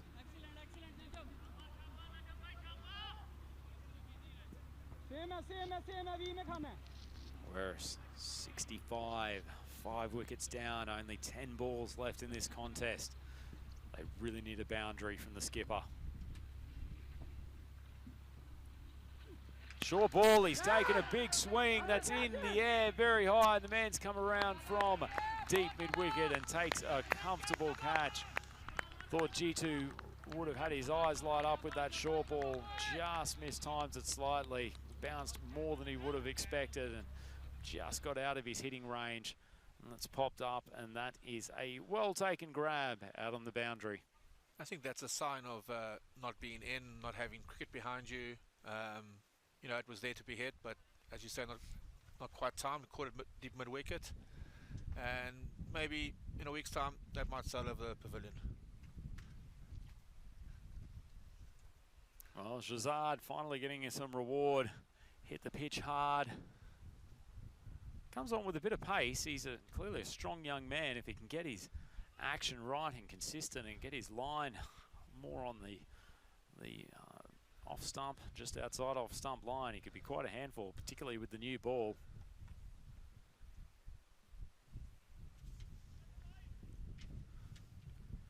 Looks like Parth has joined Kuru Patel, who probably needs to face most of the ball. He's taking a swing. Short ball, keeper coming around. Doesn't dive for it. It's only a single. Another beastly short ball from Shazad. He hasn't been afraid to dig it into the pitch in this 9th over. Yeah. Timing of most of the batsmen hasn't been there from the Warriors guys, so maybe it's a good tactic. Well, they're not out of it, but they need to start dealing in a few sixes if they're going to keep their dream alive in this first game. Big swing from Parth. He's gotten a decent piece of it, but Zaid takes a very comfortable catch. Unfortunately, picked probably the longest section of the ground. just held up in the wind, and a well-judged catch from Saeed. And Shazad gets another award that's well bowled, put it wide of outside of off stump. And though it was well struck, it was always within the grasp of Saeed. Well taken catch, Lorne. Absolutely. Good catch there at long off. I really think that the Warriors are up against it now. Ever since the two openers went out, they've been trying to force the issue, and I think it's going to be tough from here on in, Andrew. Well, sure.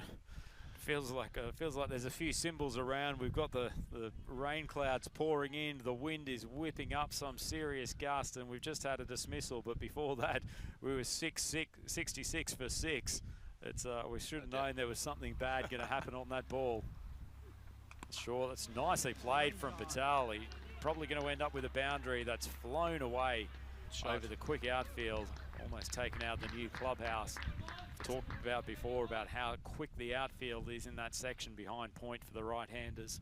But 66 for 6 is not so bad for the Aussies, isn't it? Isn't it 1, 2, 3, or what is it? What is the Nelson in Australia? Isn't it a different Nelson?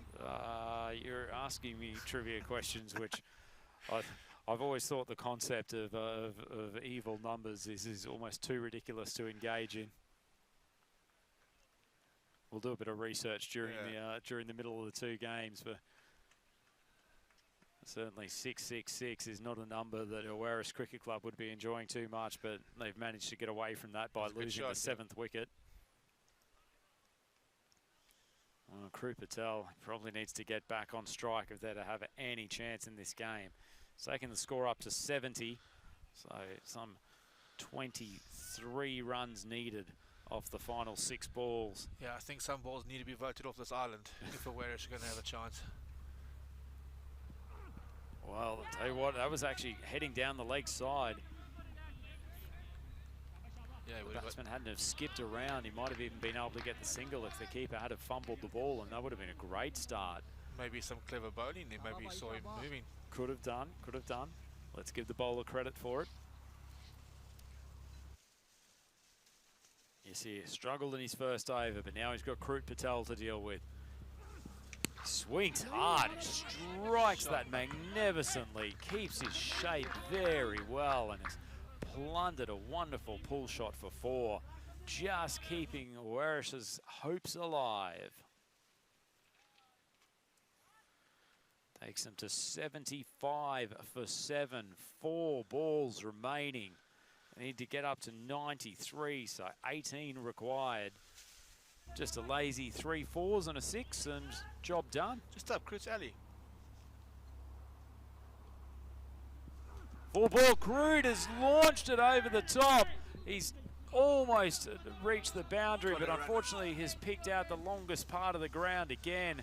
That's a solid bit of fielding from Saeed Massam. That was well struck from Crude. Thought it might have been a 6 off the bat, but once again going to the corners. He hit that well, just as you say, picked up the longest area of the boundary. Most other areas he'd picked, it would have been a boundary. Well, he's not giving up hope. 16 required from the last 3 balls. Crew doing some quick mathematics. Just swing for the heavens, big fella. Take a 6 off this ball and you're still in it. Well, Crew doing all but calling his shot over the stadium roof. He's looking at that short leg side boundary. He's looking at the burgeoning storm clouds in the background and trying to create a hurricane of his own with some big swings.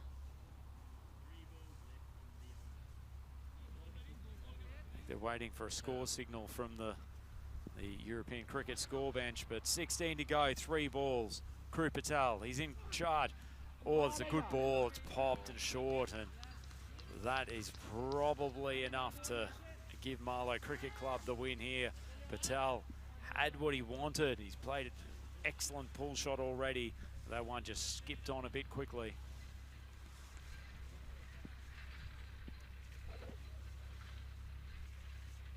See here, 2 balls to go. Lovely shot. Beautiful 4. Where is behind him? Well, he did some excellent work in the outfield earlier tonight, and maybe the captain looking and thinking we should have pushed him up the order.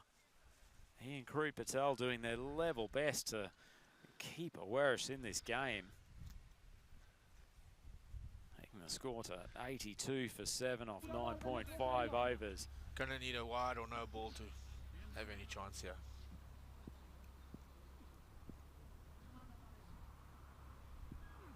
Oh, good ball to finish off from your series. Had his troubles today, but that is a wonderful finish. And that completes a victory for Marlow Cricket Club. They have managed to keep Awaris to 82 for 7 off their 10 overs in pursuit of a 93-run target. And that is a workmanlike performance from Marlow, doing the business without their star man Zafar Ali. They've got to be happy with that, Lorne. Absolutely. Well done to Marlow. I think scoreboard pressure. It's always the winner. They put the runs on the board, and Awaris having played in their first game of the tournament, maybe a little bit tentative or just wary, and they've got it behind them now. So I expect a much closer game in the second match, and well done to Marlow. They deserve that one, and I think the second game I'm hoping for a much closer game. Well, certainly they managed through some big hitting in those last few overs to actually get relatively close within 10 runs of the total. So it was a brave effort from the lower order, and certainly Crew Patel showing some wares with the bat down the bottom order. But I think Marlow will be happy that they managed to get off to a fast start while Awaris were still trying to get their groove on in the opening overs of their bowling innings. They certainly managed to get off to a quick start in those particularly the first over, when Greenshields didn't quite have his radar going, and it was probably one of the decisive parts of this game. It's been relatively even Stevens throughout the rest, but Greenshields did his best with the bat to try to keep Awaris in the contest. A couple of big strikes over the leg side, and Kuldeep with his usual beautiful front foot play. But unfortunately, as soon as those two were out, the middle order just capitulated. And certainly the 2-wicket over that involved Saeed Masan with an LBW and a clean bowled, probably the decisive point in this game, Lord. Yeah, I think so. I think Marlow bowled very well in the middle of this innings. And yeah, they had a lot of discipline. Started with a first couple of overs, maybe a little bit wayward, but definitely in the middle they pulled it back and did an excellent job, and they deserved this one. But both these sides are very evenly matched, and as you say, in the end, Awaris got quite close, and I'm quite positive the next game we might get a humdinger. So if you were the chief strategist for the Awaris Cricket Club, Lorne, what would you be doing for this second game? How would you mix it up? You're putting me under pressure here, because Jitish is a friend, so if I say anything criticism, he might come and get me. But you're only on international television. I'm sure you won't have the opportunity to hear what's going on. Yeah, I definitely think the opening batsmen, they got to keep with that strategy. I think that's their two players that they know they're going to get something from those two, and I think those two guys shouldn't feel the pressure to up the rate. Kuldeep and Conrad Greenshields, I don't think they should feel unnecessary pressure, and they should keep doing what they were doing. I think maybe after sort of the 4th or 5th over, they felt they had to up the ante a little bit, and maybe they didn't need to do that. So I wouldn't change too much. I think they've got to keep with what they had. We've got to have another look at some of those guys in the middle. I felt very unfortunate for them, because they came in and they felt the pressure that they had to get runs, and I think they deserve another chance to see what they can do. Yeah, so I wouldn't really change too much. Yeah, I think we've got to give Awaris the benefit of the doubt. It's their first game of the season. I know some of the boys were very concerned about being out of nick. Been inside for about 3-4 months, so haven't had many training sessions. So I think we give them the benefit of the doubt in that first game and leave it as it is, and then let's see how the second game goes. Well, it could be very well the same theme that we had with Marlow Cricket Club last night. They scratched around for their first game and then came out and really put on a professional display in the second to split their series with the Gorka team 1-1 across the night. And if you're the Awaris Cricket Club, as you say, first game for the season, and you can split this contest against who are one of the tournament favourites and a very, very good collection of cricketers in the Portuguese domestic competition in the form of Marlow Cricket Club, then you would have to be fairly satisfied with your work tonight. So we'll roll through the batting scorecard for Werris. They ended up 7 wickets down for 82 off their 10 overs. Kuldeep opened the batting with Conrad Greenshields. He's looked in fine form early on, a couple of boundaries in the first over before he was dismissed off the bowling of the skipper Mahmood, caught by Saeed Massam for 21 off 7 with 3 boundaries in his innings. Conrad Greenshields, one mighty 6, but couldn't get going otherwise. He was clean bowled by Massam, trying to lift the run rate midway through the innings. Armandeep with a big loss. He looked like he was a class batsman before he was run out by a magnificent bit of work in the outfield. Combination of Ikram and Massam. He was out for 5 off 6. Paolo Buchimansa, the man that probably needed to nurse Werris through the middle overs if they were to win this game. He was adjudged LBW off the bowling of Massam. First ball. Hussain came in, swung hard, unfortunately made contact very irregularly. He took 12 balls, so only scores 6 runs. But probably the player of the game for Werris Cricket Club, Kru Patel, he ended up not out, 18 off 10 balls to build on his excellent spell with the ball. Skipper Jitesh came out, didn't trouble the scorers in his 2 balls before he was the first of Shahzad's 2 victims, and the second of those, Parth Jujant, who was caught by Saeed Ali in the deep. A very, very good bit of work for a dismissal off his first ball. And then Kumar Rohit coming out and knocking out a boundary in his 3 balls. He scored 4. Lorne, do you want to take us through the bowling scorecard? You go for it. Well, I'll swing through it now. We've got Najam Shahzad, who opened up the bowling for the Marlow Cricket Club. He went for 17 off his 2 overs, far more accurate than he was in the first night for Marlow, and I'm sure that'll give him some confidence for the subsequent games. Yasir Shabir, he bowled 4 wides, was slightly uneconomical early on, but came back and closed out the game in the 10th over well. He went for 22 off his 2. Mir Zaid bowled well, only the 1 wicket, but put the brakes on when it was needed. But once again, the skipper, Mian Mahmood, not a man who we necessarily would have picked to be a big threat with the ball during this tournament, but he has delivered again, and his 2 overs only went for 8 runs, and he had 1 wicket. And Saeed Massam, probably the player of the game, plenty of runs with the bat early on, some excellent striking on the leg side, and he bowled his 2 overs for only 9 runs and 2 crucial wickets in the and in particular taking out Paolo with that LBW decision.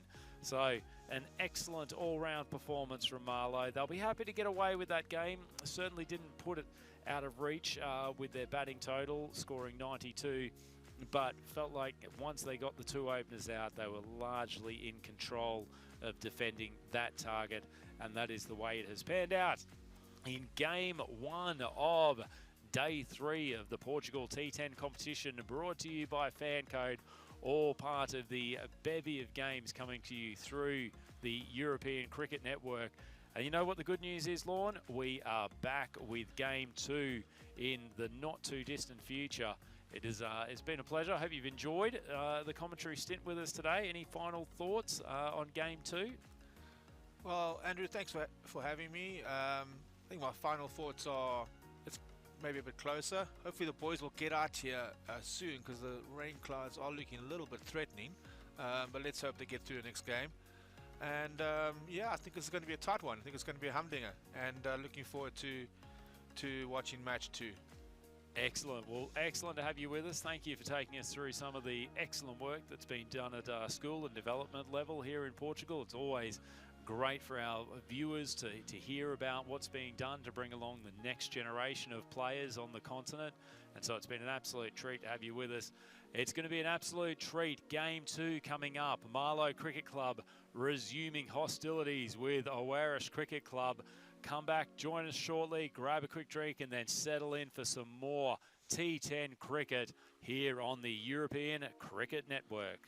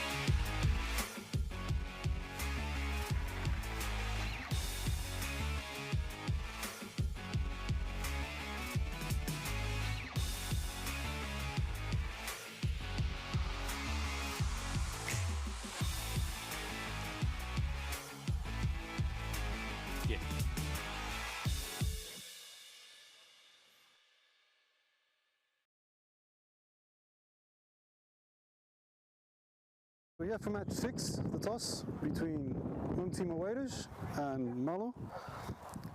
Your call? Head. And that is heads. Yeah? Yeah. Right, so... Yeah, we are fielding first. The same way. Okay, so Awaitas has won the toss, and they will be fielding first, which means Malo will be batting. So there you have it, the coin toss.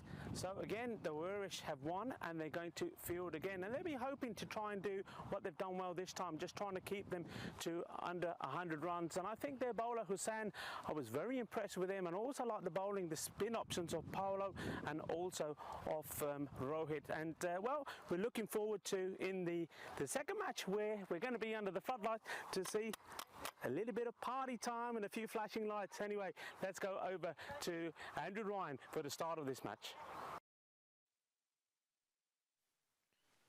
Well, Rico, I very much hope that we see some of those flashing bails from the fast bowlers coming up with a couple of clean bowls for this second game here at the Portugal T10 competition, brought to you by FanCode. The weather has taken a turn for the worst. If you hear some pitter-patter in the background, it is definitely not my hot shoe shuffle. That is the sound of some light rain, which has come over with these fairly aggressive-looking storm clouds, which we hope will not unleash their fury on the Miranda de Corvo region before we get through this second game in day 3 of this Portugal T10 tournament. And resuming hostilities again, we have Oeiras Cricket Club, who will be bowling in this first innings, and they have Malo Cricket Club, the victors in game 1, out there trying to once again set a target on this second game. And as we've talked quite a few times during these initial games in the Portugal T10, it is a big advantage to be batting first in this second game. Not only will the weather likely get progressively worse throughout this evening, but there is also the added disadvantage of batting under the floodlights, which has caused no end of dramas for the batting team so far today. Looks like Conrad Greenshields taking the new ball for Oeiras Cricket Club. And we will have the go-ahead from the umpires in just a moment. Oeiras looking to open their account in this Portugal T10 competition, and we have a lift-off. Short ball from Greenshields, not put away. It's straight to Paolo Butchamatza out at the cover position. Like Malo Cricket Club persisting with the left-hander Zulfi Shah, the non-striker's end. That was a clap of the batsman on the back of his bat. That ball's gone a long way wide down the offside. Greenshields just suggesting that there's a bit of difficulty with his footing. A little bit of light rain in between game 1 and game 2, not making things particularly easy for the bowlers. And returning to the lineup after game 1 is Malo's big gun, Zafar Ali. He's the man on strike at the moment. Back into his preferred opening position. Successfully moved down the order for the second game last night for Malo's victory over the Gawker 11. Short ball from Greenshields. He's having a little bit of trouble gripping the new kookaburra. Put a bit of water on those things and they become incredibly difficult for the seamers. May want to switch to bowling cross seam just to give himself a little bit more grip, a little bit more control, but difficult job for the bowlers when there's some moisture. Good ball outside off stump, but beautifully played. Zafar, we saw some class shots for him last night. That is wonderfully timed and getting off to a fast start. And boy, could Malo do with putting on triple figures in this game. And if they do, they will get themselves a long way to moving to a record of 3-1 in this Portugal T10 tournament. Greenshields under a bit of pressure already. A couple of wides and Zafar taking him to the boundary early on. That's a better length ball. Zafar, has he got a tickle on it? He's not desperate to walk, but the umpire's finger's gone up. That was a very confident appeal from Greenshields coming through. And for the wicketkeeper, Kuldeep, Zafar stood next to the stumps trying to observe whether or not the umpire's finger had gone up, and he is now turning and walking towards the dressing room. That's a big scalp, and particularly with the struggles to start that over from Greenshields, that's a great comeback and a great nut. Just a little bit of nibble away from the batsman, finally found the off-stump line. It's not often a man of Zafar Ali's class is done so comprehensively. That's excellent bowling from Greenshields. Captain G2 coming across, giving himself a short congratulations and running in to get in from the worsening weather. Rico Full has come to join me in the commentary box. Rico, good to have you back undercover. Yeah, it's good to be back undercover. I mean, well, it's all got very dark out there all of a sudden, and we're not talking because of the light going down. Of course, this is all about the dark. It's the Fiesta de la Noche, and but no, those dark clouds are coming over. The floodlights are already, well, we ranked them up a little bit. There's no sun around at all now, but it's all the wet stuff we're worried about at the moment. Well, short ball welcomes the new batsman as Saeed Massam. Batted very, very well in game one. Suggests that most of you playing the Dream 11 fantasy game for this particular contest would have happily put Massam into your squad.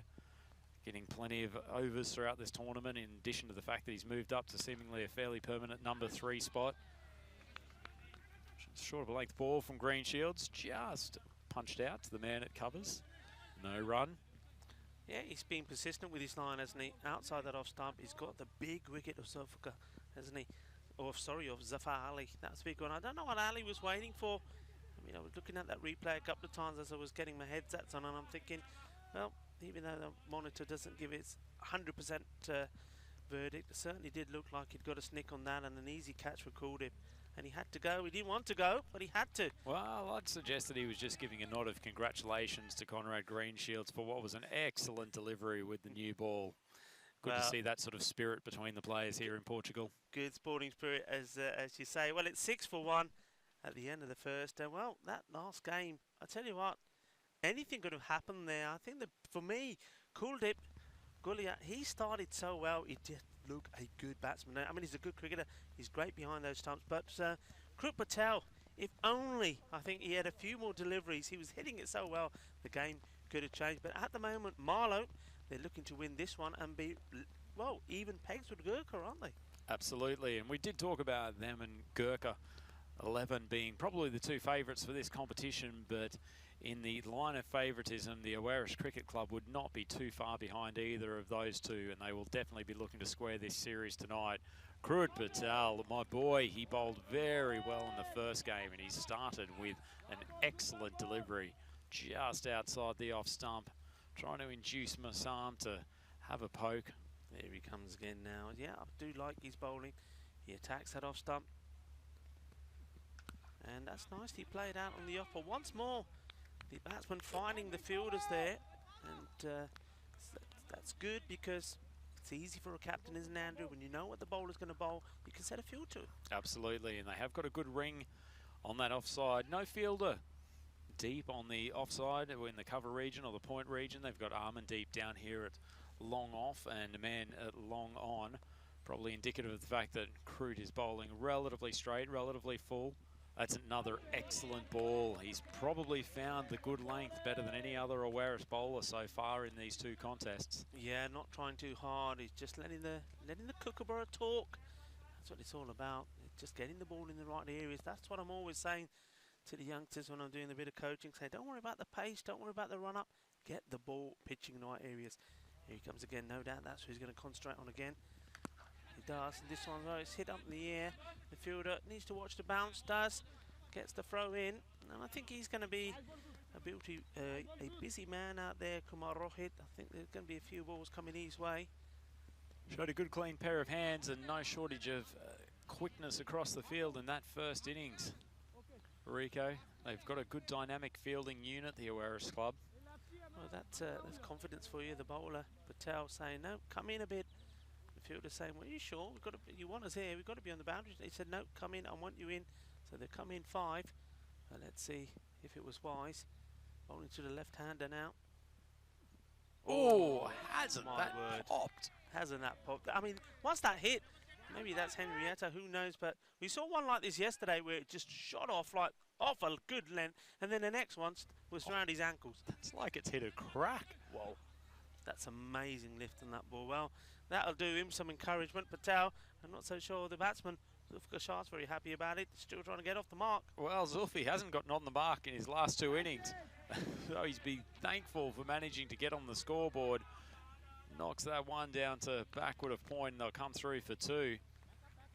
Yeah, that's nicely played. And this is the sort of thing we talked about earlier, I think, batsmen, when rather than just trying to swing and hit big and hope for the best, sometimes you just got to get into good positioning, play the balls into the gaps, take the singles, turn the ones into twos, get yourself a start before you start playing those big shots. Very true, and Zulfikar will be very happy to get off the mark after a pair of ducks in his last 2 innings. And that's a good over from Karut Patel nonetheless. Marlow Cricket Club 10 for 1 after the 2 overs. Karut only going for 3, continuing his miserly bowling to date in the tournament. His economy rate is absolutely spectacular at the moment. Yeah, it's very good, and it's a good start from them, because back to that first match earlier today, I think they were going at 10 and over, and here it's just 10 just from 2, and Conrad Greenshield seems to have got his line right now as well. He certainly is attacking that off stump. He's getting good bounce, so I think the batsman here has to think about this, and I would think even though the fielder, they have got third man pretty wide, he's got to try and get underneath it and hit it over the man that's probably, I would say, in gully there, Andrew. It's an interesting fielding arrangement. That ball's been flicked off the pads. It looks like it's got enough pace to run down to the boundary at fine leg. Well, not quite. No. There's a bit of sand there. Well, they're taking the arm on, and, well, they've done very well.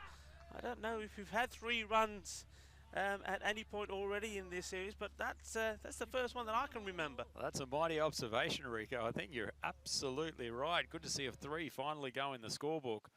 That has only just crept inside the boundary, a little bit of football-esque fielding, and they've escaped through for a 3. Massam, good hustling, and Zulfi responding to the call. Yeah. Greenshield's probably a little bit annoyed by the effort down on the 5-leg boundary. He's pushing the man back to third man. Sense that Zulfi's trying to give himself a little bit of room outside off stump. Might be taking a slightly short of a length approach to this delivery. Comes Conrad, and he's got it right, but the batsman's got right underneath it, and West is ending up, and it's going to be, I think, 1 bounce to the boundary, but just wait for the signal. Yep, 4 runs, a little bit too wide. You can see he's trying to bowl a similar line to the left-hander, but too full, too wide, and that's a nice shot. Got it to move appreciably in the air, Rico. He started just outside off stump, and that has swung quite some distance, but Zulfikar good enough to get to the end of the bat. Take it to the boundary for a much-needed 4. Oh, cut him in half. That's a cracking ball. Greenshield's elected to move around the wicket.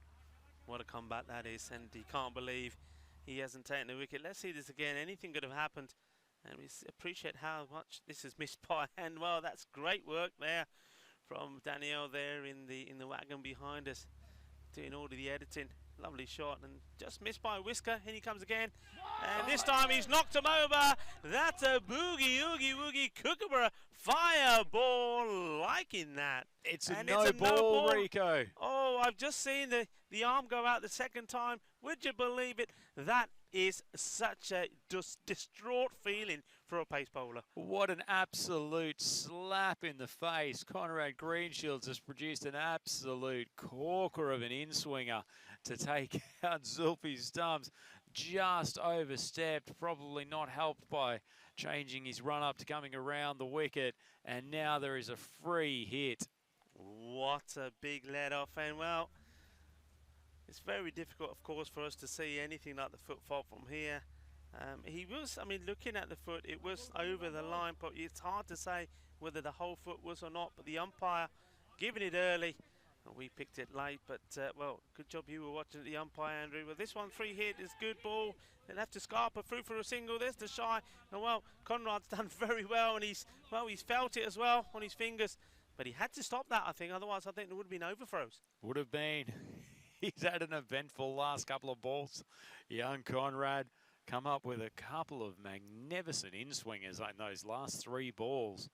just overstepping on the crucial delivery. Well, Green Shields, what can he do here? In he comes. And, well, that's a beauty. What a peach of a delivery. And he's probably thinking, it's just not going to be my day, is it? That one moves in and moves away. The batsman, no clue. Watch this. You beauty. Well, it's like he's got the Fremantle doctor giving him assistance coming in from the leg side, the west coast. Young Greenshields got it on a string. Yeah, In swinger there, but the man's been moved up from fine leg, and that's going to roll all the way to the fine leg boundary. He's got to be frustrated, Greenshields. He's bowled a cracking over to date. Yeah, I mean, look, this one, you can see what he's trying to do, trying to get the Yorker in. And look at the swing. It's a swing in the air. And I think if the ball followed its natural path, he certainly would have been going up for LBW. And well, wouldn't be able to say what the umpire could have turned it down for. It was full, it would have been straight. But that swing, these Kookaburras, they do swing early on, don't they? Oh, they're a beautiful pill to bowl with, aren't they, Rico? Well, well, 10 years ago maybe I'll be thinking, yeah, I'll be running in. These days, well, it's a little bit of the medium pace stuff, but I still would say I'd like to have a bowl on that pitch. Fancy putting the pads on later? Put you on this pitch, Rico. I think we'll bring you up to medium fast. At least with a dash of the odd bit of bounce that you might not get on the home pitch. Yeah, I mean, it's interesting though. One thing you do see when we're on our travels is the different pitches. Barcelona, of course, the pitch that they had on was very much a makeshift pitch, using boards and using the mat on top, and the bounce wasn't as true. The batsman having to dig a lot of balls out. Then we went to Rome, and Rome, it's probably the bounciest pitch that I've seen. Bologna was pretty bouncy. And Venice, well, I think it gave something to bowlers and batsmen, very much like this one. And again, this pitch, all right, we've seen maybe, 2 or 3 that have stayed low. Other than that, it's played really well. Absolutely. Looks like Path is coming on for his first over of tonight. It's the 4th over. Marlow 23 for 1 after their 3-over power play. Path comes in. That's a good ball. He's gotten, once again, the ball to swing back into Zulfi. Where was this man in game 1? That's a great delivery. But just coming back to your point before, Rick, I actually really enjoy the fact that not only is there some variation in between the artificial pitches that we see from week to week on the European Cricket Network, but even variation in the pitches themselves. I think there'd be a lot of people who haven't necessarily had the experience of playing on these decks who would assume that it is just a generic performance that you get from them, but actually depending on the pitch construction and what its base is, you do actually get quite a bit of variation from ball to ball. Yeah, you do. And you know, the other thing I will say is that, look, when you're starting out like some of these countries are with cricket, they haven't got all the facilities. It's great to see the imagination of what the players are doing to get the game played in those European countries. So, you know, I take my hat off to them because it's not easy. I know we see, especially in Spain where I'm from, you see a lot of teams playing at baseball grounds and the modifications that they make to that. Of course, we've seen that in Barcelona. We also got a lovely ground in Valencia that do the same. So I think you love the game, it's in your blood, and you want to play it in the country you're in, and any opportunity, any space you can create, and any modifications you can make to the game to be able to play it in that area, you do it. And yeah, well done to everybody who's taken this sport to Europe, and that's why the European Cricket Network is so special with all the federations that buy into it. It's all about promoting this game. It's all about making it bigger and better. Absolutely. I think there's certainly a danger in some of the more traditional nations in cricket to think that there is a singular way of playing the sport. But actually, when you go outside of those countries, there is a great deal of variety in surfaces, in formats, in equipment. And at the end of the day, we're all just playing the game we love and playing it with a great deal of passion. And it really is that passion that drives the European cricket project. And that's what helps bring us this amazing action from day to day. Yeah. And what action we're talking about is fantastic, isn't it? Cricket, 4 matches in Milan at the moment, in Italy. They will then move on to Borussia. Exciting stuff happening there at the moment. Getting ready for finals days coming up on Saturday. And this, the night cricket. And well, Jordan Path, he's bowled very well. It's going to be unfortunate that Byes there. That one's not been an easy bounce for Calder. He's hobbling a bit. I think it's caught him awkwardly on the ankle. And the batsman, well, he wanted to. He's certainly got his running pumps on here, but he's been told, get back over there and behave yourself by Saeed. Sam, he doesn't want to be getting out in this sort of fashion. A useful player, I like the look of him. Oh, he's a very good player, but what was Zulfi doing? Turning blind, it was almost a suicidal single. The ball was already in the hand of the fielder. There was no logical chance for a second as we see Path coming in to try to finish what's been a good over. It's a little bit of a way swing. Tough call with the wide. Maybe we see that again. I don't know if Daniel's able to rank that one up for us again. But there was swing, but sometimes that swing happens once it goes past the batsman, and I'm just wondering if sometimes the umpires get a little bit outfoxed by that. But, well, he's gone back to his mark. He's going to come in. Let's see if he can get a good one in here, Jajant. And the batsman moving about a bit, and he's hit that very well. There is a fielder there. He's got to be quick if it's a good throw. They've made it. Well, that's good cricket again, because once more, it's all about putting the fielders in the right place, and that's the end of the 4th over, and the score moves on to 29 for 1. Well, ironic that Zulfikar, the man who was desperately trying to push a 2 that was not there early in the over, was just ambling between the wickets. If there had been a direct hit coming from Hussain out there on the deep square leg boundary, he might have been in big, big trouble. But what about this player, Saeed Massam? I mean, I was watching his bowling in that last match, and, well, what a player to have in your team. Great bowler. Cool, calm, doesn't get panicked, and then he comes out here with a bat and looks just as confident. And really, once more, as we've said so many times, these guys have not played much cricket. You just think, as this series goes on and he gets a few more games under his belt, it's going to be lovely to watch. Absolutely. Well, he looked $1 million with the ball tonight. He looked worth about $1 last night when he bowled a series of consecutive wides. Appeal from Hussain. Umpire not particularly interested, but he is actually a really good striker of the ball, and not a man who tends to take big swings. He really keeps his shape quite well. Does tend to favour that leg side, looking to hit over mid-wicket, and he's lofted a couple over the Miranda de Corvo Stadium, but he's a really tidy cricketer and keeps nice shape when he tries to hit hard. Talented young man. Hussain, I've liked his bowling as well. I like the number on his back as well. It's still probably too early to talk more about it in detail. It hasn't got dark enough yet, but with that last one, he got excited, but it came back onto pad. What can he do with this time? It's full again, and I think that's taken a little bit of something that's certainly flown away. Batsmen, well, they amble through for a second.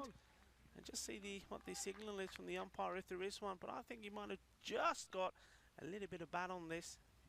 Well, Hussain spotted him backing away, fired the ball in, Yorker length on his leg stump.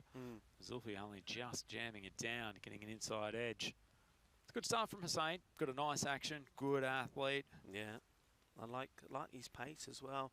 And he's thinking about what he's doing. Here he comes to the left-hander. And that's a beauty. Oh, Chaka there, Footy.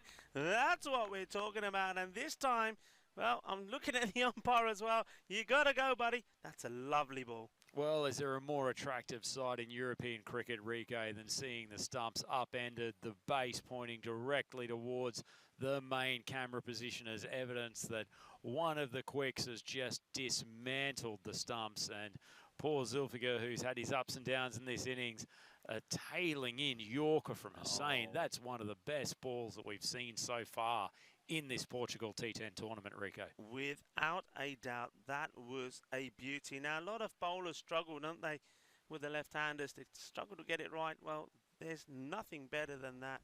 Absolutely love it. And Daniel, if you would, just for Rico, because it makes me feel young when I see these sort of dismissals. It takes me back to the days I used to do things like this. Can we see it one more time? I wonder if he's going to spoil me. I'll buy you a drink, I promise.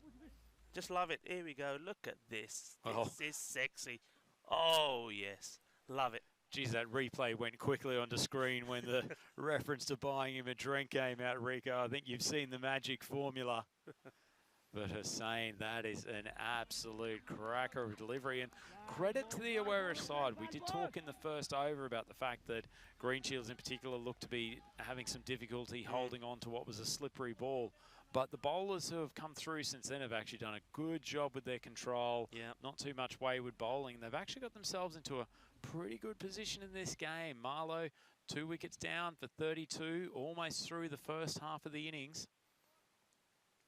Yes, and well, this is going to be interesting here now, because the rate is nowhere near what it was in the first match, and it's very much sort of a repeat of the match they had yesterday, second time round.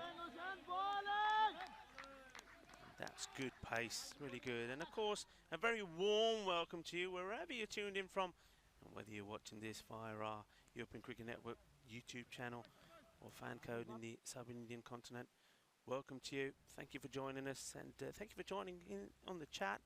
Keep your questions coming and your comments. We really do appreciate it. And that one's hit hard, and what a catch that is! Well, he can't believe it, the batsman. He smashed it straight at who we know who it is. Paulo Buchimata, the big hands of the Portuguese superstar. He has snaffled that. He has not had to move an inch. That is an optimal field placing if you have ever seen it. But Hussain actually lost his length, sprayed a full toss. Yep. Zaib has gone full throttle, but he has smacked it straight into the hands of Paulo, and he is a quality cricketer and will not drop an opportunity like that. That's a big wicket because Zaib has done some damage in this tournament already. Yeah, and to get him out on 0, well, Buchimata, absolutely fantastic. And the batsman is probably thinking, well, you know what? Sometimes it happens. I couldn't have done anything better. I hit it hard, and the catch snapped up by Paulo. And yeah, we've seen they had their worries in trying to set a good score here. Well, those worries have just grown a little bit because that is a huge wicket. I think Amir Zaib, what we've seen from him before, has been good stuff, quality stuff. And now somebody else is going to have to come up with the fireworks here as the floodlights are starting to come on and it's getting darker and darker. This is night cricket coming to you from Portugal. Coimbra, Miranda de Corvo. Here we go. Path for his second over. Bowled a good first one, pops it off a length. He is doing a good job for his captain, and we'll just have a look at the YouTube chat, given you made reference to it, Rico, in Selborne, and congratulating Paulo. Nice catch, Paulo. Ilesh Shantilal, this is the Awaris that I know, certainly the Awaris that we saw fighting hard in the Catastro tournament last year, Ilesh. Thank you very much for your commenters. Path drops short, it's been drilled out to the mid-wicket boundary. Greenshields elects not to go for the flying catch. It's a very, very sensible decision and just keeps it to 1. But Steve McVeigh, he thinks Awaris is on top, but he thinks there's a bit of pendulum action still to go in this contest. And as is very typical of these T10 events, anything can happen. It only takes 1 over to change the game. But the man who is not allowing Marlow to get away at the moment is Path Junjat. He is bowling very well. Yeah, bowling very well. I'm just wondering if Marlow have just decided to change things around a little bit here, because the captain, he's been very good, hasn't he? Mian Mahmood. He's normally opened up and hit the ball big. Has he held himself back to take on some of the lesser known bowlers, knowing that the likes of Hussain maybe and Conrad are going to be bowled out? Oh, that one's been signalled wide. It didn't look that wide to me, to be honest. But the umpires been pretty consistent and pretty hard. Well, tough call on Path Junjat. That looked like a pretty good ball from where we were sitting, and certainly Kuldeep behind the stumps didn't have to move particularly far, but a bit of a let-off they could do with every extra they can get at the moment. Marlow, they are struggling to put a defendable score on the board, although, as we have said over the first couple of nights, Rico, as it seems to have just scrambled Path's radar, that's a much easier call for wide from the umpire. As we have said, it probably only takes a score of 70-75 in this second game, because batting second under the floodlights, it's a tough gig. It's a tough gig, and but you know what? From what I've seen from Irish, I think they're the sort of team that if they once they click, I don't think they're gonna hang around. I think they're going to play their shots, and I think that's probably the right way to do it when you're batting second under these lights. You've got to go out there, positive frame of mind, and say, you know what, we're not going to be cagey about this. Let's just go out there and let's go out to do battle. And I think if you do, you get a slice of luck go your way, and then end up getting a victory. And I think that's important for them, because don't forget, they have got 2 matches tomorrow as well. So if they can win this one and go into those matches a little bit more positive, because we're seeing another new team tomorrow, aren't we? Absolutely. It's good to see the new teams keep on rolling out day after day. Path has put that on a good length. It has been drilled out to wide of the man at long off, makes the sliding save. Good job, but he can't stop the 2. Looks like that surface has still got a bit of moisture on it. The ball not rolling particularly quickly. but it was excellent work from Amandeep coming out from the long off position. Yeah, he's been busy in that part of the ground, hasn't he, Amandeep? And good stop from him. He looked useful when he was batting as well, played some nice shots. And, well, all these little things may change when they're next up. That was a nice ball, full length batsman, unusual looking shot. And there's the work when the fielder gets the throw in. So they're scratching around for him at the moment. A little bit of tiki-taka. Not too much boom boom, and that'll suit Owarish absolutely fine as another over comes to an end and the score 39 for 3. That was a really good pair of overs for Parth. He didn't bowl in the first game. The captains trusted him with some early overs in game 2, and he looks like a really talented bowler. Even that last ball, being able to execute what seemed like potentially a split finger with a moist ball, landed it perfectly. He's got some skills in the kit bag. Well, look, he's just bowled his 2 overs, and it's, well, he hasn't been able to pick up a wicket, but it don't matter. I was saying this yesterday. If your bowlers can bowl tight, keep the runs down, and he's done exactly that, just 12 runs from 2. That is super bowling in a T10. Well, Marlow, 3 wickets down, only 39 runs on the board. They've got 24 balls left to go. They need to get Saeed Massam on strike as much as possible in these final 4 overs. And they may be reassessing their target here. If they can get it up to 70 odd, they think at least there's something reasonable to defend. As Massam plays a nice drive to the and Amandeep coming in from a long off, and Paolo Buchimatsa has taken the ball. He should be relatively effective in these evening games, but also tough for Paolo with the moisture that's on the ball. He may be deciding to give the ball a little bit less flight in this second game and push it through a little bit, hopefully kiss it off the surface and hurry the batsman up. Chimatza, and he comes again, shorter one, and it was Gandhi, but it hasn't been dispatched. He's got away with it. It's just the rain has just picked up a little bit now. We can start to actually see it now, and we can see it dripping off the top of our tent. But the only good thing I will say is it's the really threatening dark clouds seem to disappear. So maybe we're just getting the end of it and it's going to disappear. This one a little bit short as well, but not too much damage done. These are difficult times for the fielding team because the ball is going to be wet now and they're going to be using the rag a fair bit. You can see already Buchimatse saying here, give it a white for me, but also the light. This is the time where most of the natural light disappears and you're then really relying on the floodlight. So tricky period, but if they can come through this the way they are at the moment, keeping these runs down, they do well. But this one has been launched, and well, Conrad has he taken it? What's he done? He was like ending up going into that cubby hole he wanted to hide. Did he put it down? I think he's held on to it. He's held on to it. Very difficult to see from our commentary position. He's caught it, I think, on the 3rd grab. Hopefully we'll get a look at it. Big swing across the line, didn't get quite a hold of it. Conrad has basically executed an entire volleyball team maneuver. First the dig, then the set, and all he's done is not spike it. He's fortunately grabbed it on the 3rd attempt. And he is exhibiting some level of relief. That is a great catch. I mean, it wasn't the best of balls. It deserved to go. It was a full toss. But you know what? You know, in athletics, we'll come back to this. Let's just watch this ball first. And it's just been tamely hit back to him. You know, in athletics, in the long jump, when you've got the sand and they see where the feet are and they say, right, okay. I think that's a good idea. I like this sand because the way Conrad finished, he stayed there, thought, right, you can look where my elbows are in the marks in the sand. You can tell that I haven't gone over the line. And that's what they did. Look, that's why he stayed there so long. Well, this one's gone up, up, up, and away. Balle, balle, balle. Well, this one, he's going to have to climb that ridge and go and fetch the ball. It's gone over him. Can't be doing much about that. That's a good shot. Well, they need some good shots here now because these wickets falling. Somebody's got to be big, somebody's got to be brave, and somebody's got to play some shots. Well, absolutely no need to check the sand to find out whether that one's crossed the line. That was a mighty strike from Najam Shahzad, who has joined Saeed Massam at the crease. He's rocketed to 6 off 2 and has shown some intent, which has thus far been lacking in this innings so far from Marlow Cricket Club.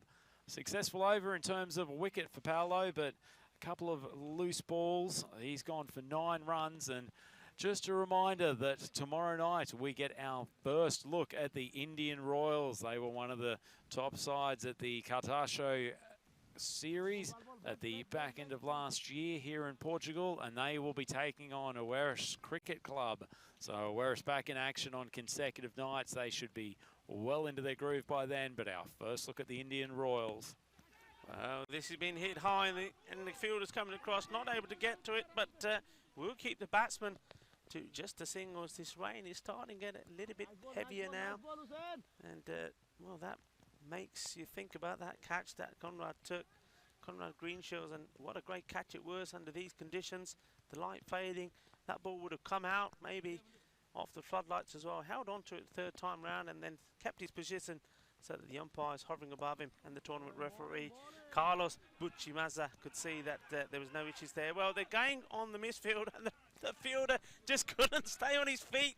If he could, and he was able to get the throw in, it could have been tight, but in the end he thought, no, I can't get up here, just have it. Well, clearly example of slippery surface. It looks like a bunch of 5-year-olds on ice skates for the first time out here on this Miranda de Corvo ground. A lot of the players having great difficulty keeping their footing, but they need to focus on these last 3 overs.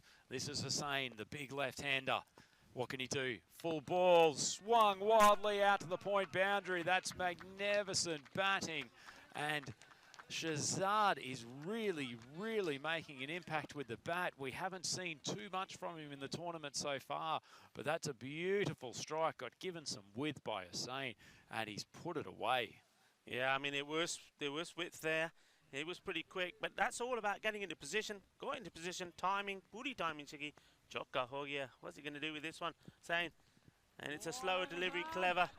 And we haven't seen the quick one yet. We haven't seen the short one. I was just wondering whether that one was going to make him angry, that boundary, but clever. He's kept the batsman thinking. The batsman also, in the back of his mind, is probably thinking, I know he's got that short ball. Is this going to be short because I've just hit him, pinned him for 4? No, it's a slow one. Good cricket, good thinking. And Hussain comes again. Maybe this will be it.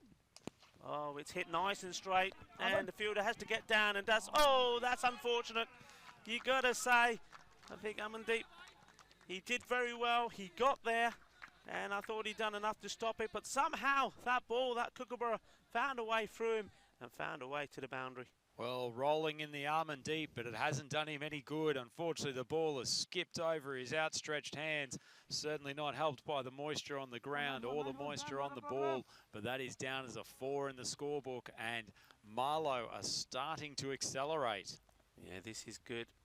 Late rearguard action here from the batsman. Shahzad, well, he's raced along. And this is full again. Coming back to Amandeep. This time he'll make sure. And he does. And, well, there's a total miss-up. A good throw here, and he's got to be gone. And, well, what's happened? The bails, I can see them doing the disco light trick. The umpire's finger hasn't gone up. So we'll have to have a look at this again, because I have no idea what's happened. But there was definitely 2 runs there. He proved it, because he came all the way one way, ran all the way back. Well, let's have a look. Andrew. Absolutely drilled down to long off. The non-striker turns quickly. He's basically done the full lap, Saeed Massam. And Kuldeep has managed to hit from side on. That's a pretty nifty bit of work, taking the ball one-handed, but the umpire has decided that Massam was safely back in his crease. Tough call. Yeah, tough call, but I think that one maybe, look at, again, not the best of angles for us here. Maybe the bat was just slid in, but any of those tight, close ones, I suppose, when you're there, you've got to, if you're not 100% sure, you've got to give it in the favour of the batsman. So absolutely, and a couple of tough calls for the square leg umpire. We'll see it from side on here. Massam hesitated for just a moment, and questionable. Wasn't sliding his bat in the way that you would have hoped for a player of his quality, but he's been let off. Difficult call for the square leg. As Pello comes in, fires it in. Kuldeep had the opportunity to affect the stumping. It's gone straight through him all the way down to Krut Patel, coming around from third man. Well, Rico, after a sedate start, hasn't this game turned into something? Marlow, 61 for 4 off 8.1 overs. Saeed Massam still out there, struggling to accelerate, but Najam Shahzad is really helping out. He's launched that high. Will it be a seed into the rain cloud? No! Rowett has gone back and successfully executed a catch while at the same time almost doing the splits. That's a wonderful bit of athleticism. Well, you said to me what's happened. I can tell you what's happened. The lights have gone well, the daylight is gone, the party lights are on, and we're seeing sexy cricket. And how about this for a catch? That is brilliant. Now look, I'm sure he may have had a little tipple with that advertising a few bottles there because, well, he was pumped for it. I thought he'd overran it. He came back a long way, but the catch was magnificent. It was so good, we couldn't even catch it on camera. Well, me and Andrew here was trying to look through those the advertising banners there, but even the cameraman couldn't get there. That was brilliant. I wonder, Daniel, can we see it just one more time perhaps while the new batsman is coming in to take his guard? That is a very, very good catch, and well, look, he's absolutely thumped it. The batsman is sure it's going all the way. The fielder's come in, gone back, and look at that. That is great. Feet sliding as well. Good work. Rico, how he's held on to that while at the same time simultaneously losing his balance. He has come up with a couple of spectacular plays in the field row, and that is another one of them. As Paolo comes in, beats the He's got to have him. He's got to have him, and he has. That's great work. Kuldeep. What quick hands. And, well, I was just saying that Mahmood now is at the other end. You think he's going to have a go. And, well, he's got to go. No, that's I'm sure it is Mahmood. Anyway, it's great work from Kuldeep. Once again, I think because of all the action happening so quickly, the data's going wayward. But there was nothing wayward here apart from the batsman out of his crease, and he has to go. And that's Shazad. Well, I think Paolo's going to claim that he's beaten him both with flight and a bit of spin. That's a superb piece of a left-arm orthodox bowling from Paolo Butchimatsa. Butchimatsa, yeah. Now, listen, he's taken a 4-4 once before, and I think you probably remember it in last summer. Well, he's taking a 4 here, and maybe he's going to go on to take 5. Well, he's certainly come back with a vengeance in this second game, has turned it on his head, but he has been obliterated over the top of the Miranda de Corvo Stadium. That is a mighty strike from the new batsman. Quite a gift to get first ball, but Saeed Ali, who we have seen launch a couple of big hits in this tournament so far, he gets down on one leg. He ain't proposing to the bowler, he's just proposing to take that over the stadium roof. Great technique as bowler comes in again, and this one's gone up in the air as well, and it looks like it's destined to be another boundary. Fielder coming across, racing in, and the ball, has it plugged? Yes, it has, and he's got the throw in quickly. And they were looking for 3, and well, one of them is interested, the other one's not, and it's a run, it's a chase. It's lovely stuff. This is what it's all about. This is FanCode Portugal T10, the very best of European cricket. That's an outstanding series of events, Rico. A great strike from the batsman. The ball plugging in the sand bunker, no less than a metre out from the boundary. The throw comes in. It's about 20 metres off target, but Kuldeep, the wicketkeeper, does an excellent job in retrieving, turning and throwing, and had that ball not struck the batsman, who was very smartly running straight down the pitch, he may have actually been in trouble at the bowler's end. This was really good work from Kuldeep, but it has struck Saeed in the back of the leg, and that has saved him as the ball is punched out to the offside. The fielder makes a big effort, but unfortunately it looks like Payant down there not quite able to prevent the ball reaching the boundary. Krut Patel under pressure from the first moment of this last over. Yeah, big time. I mean, that just a little bit too short and wide. And, well, latched onto that, Saeed Ali. This is what it's all about here now. And getting those 3 runs got him back on strike.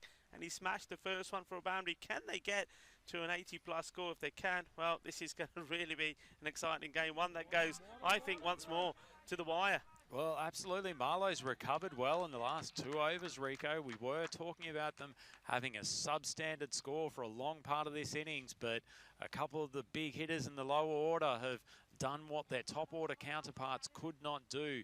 Krut Patel, he's got to finish with a tight one here. He doesn't want this score over 80.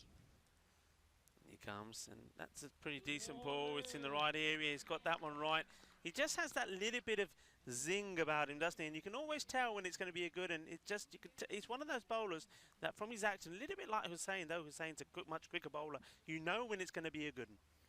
Well, he just ambles in, but he mixes up his pace really well.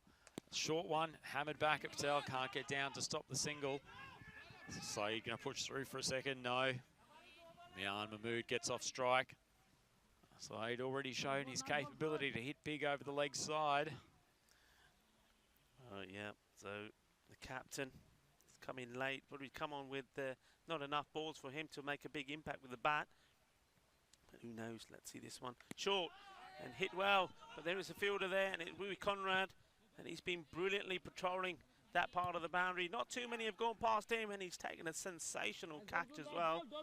Tell you what, on that short leg side boundary, that is really a difficult position to field, Rico, and you can completely see why they've got Greenshields, who's both their best ground fielder and best catcher in the squad. But it really is almost like a baseball shortstop out there, not only dealing with the dirt, but just in such a position where you're going to get high balls, where you're going to get sharp balls. And speaking of high balls, well taken catch moving back on the boundary. That is a much needed wicket just to stem the flow of runs. It's a good ball from Patel, bowling stump to stump. That is a critical dismissal. And John Foster, who hasn't been in the game too much to date in either the first or the second contest, contributing well to the team in the field. And that's a strong finish from the Werris Cricket Club. They have ended up keeping Marlow at 77 runs down for 7 wickets. We had 66 for 6 in the first innings. We've now got 77 for 7 in the second game. But that is a mighty fine performance from Marlow in the last couple of overs to put what is quite a decent total on the board. Yeah, absolutely. As we see those highlights, it was Conrad getting the first breakthrough. And a very big one as well. And look, we were just talking about Conrad's feeling down there on the leg side. Well, you know, what do you get when you mix water with sand? Well, I reckon when he could... You get the Miranda de Corvo outfield at the moment, but it is certainly adding to the variety that we've got on show here today and adding some level of difficulty for the outfielders on the leg side. Yes, and, well, there was some good bowling as well, but some good shots as well early on. But once again, we've seen in this match just momentum.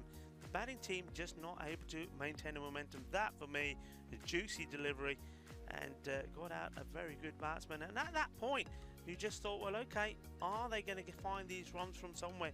But fortunately for them, some of the lower end batsmen did well. I was particularly impressed with the batting of once again Saeed Missam. I think he's a great player, and also good batting there towards the end from Shazad. But I think Shazad just lost his cool a little bit.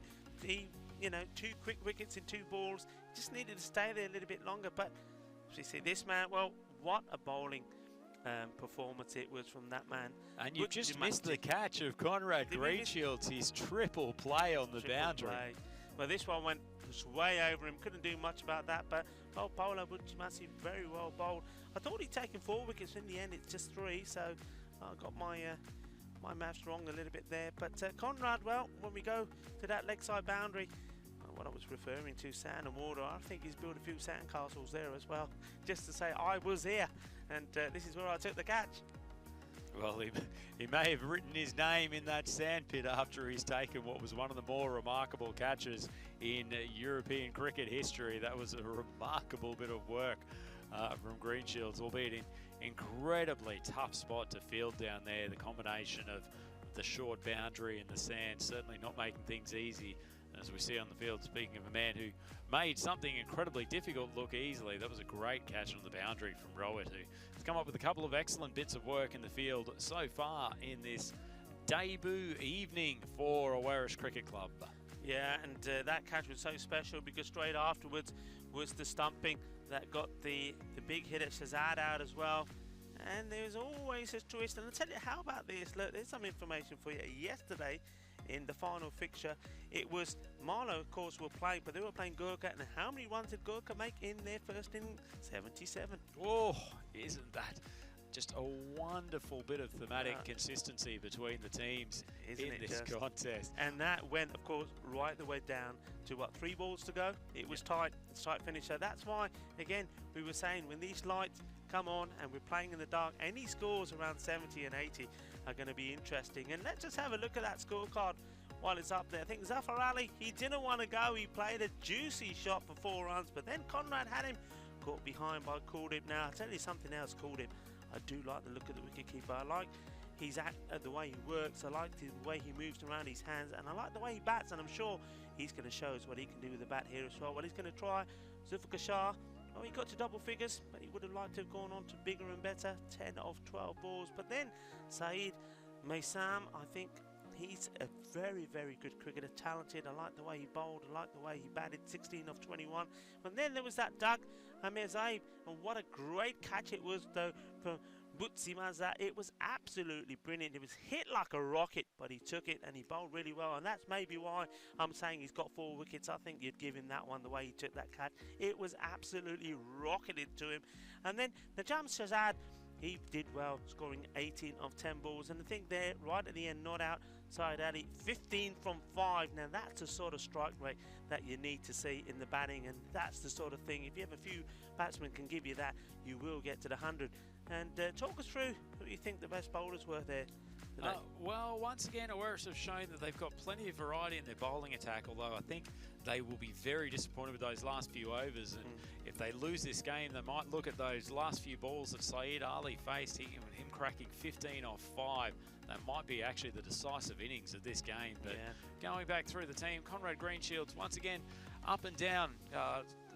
Not his best first over, but came back well in his second. He ended up 1 wicket with 17 coming off his 2 overs. Kru Patel, miserly again, only 10 off his 2. He's been tasked with some really, really difficult spots to bowl too. He's come on to bowl the second over of the power play, and once again has finished the 10th over for Waris and done a great job. 1 wicket for 10 for him. Parth Shujan introduced into the bowling attack for the first time tonight, and he looked really impressive. I liked his action, I liked his variety. He looks to be really, really consistent with his line and length. He went for 12 off his 2 overs. No wickets, but an impressive performance nonetheless. Hussain, he was fiery again, and wasn't that an absolute peach of a Yorker that he delivered to create the clean bowl. Earlier in the innings, he was 2 wickets for 15 off his 2 overs, and Paolo shown once again his wicket-taking capability. Couple of loose ones that were dispatched, but all in all, 3 wickets for 19 certainly helped tie Marlowe down in those middle overs. So we have got a cracking contest on our hands tonight, Rico. Yeah, we certainly have, and floodlights are on. His cricket in the night. It's all about these night games. They're exciting, they're entertaining. It's going to be a frenzy of action-packed entertainment. This is what T10 is all about. It's Fiesta de Noche here, and I'm Rico Ford, and I'm joined by Andrew Ryan, and this is the FanCode Portugal T10, and we're going to take just a short break now, and we will be back to see if that score, the target of 78, can be reached by Awaris. We'll be back in a moment.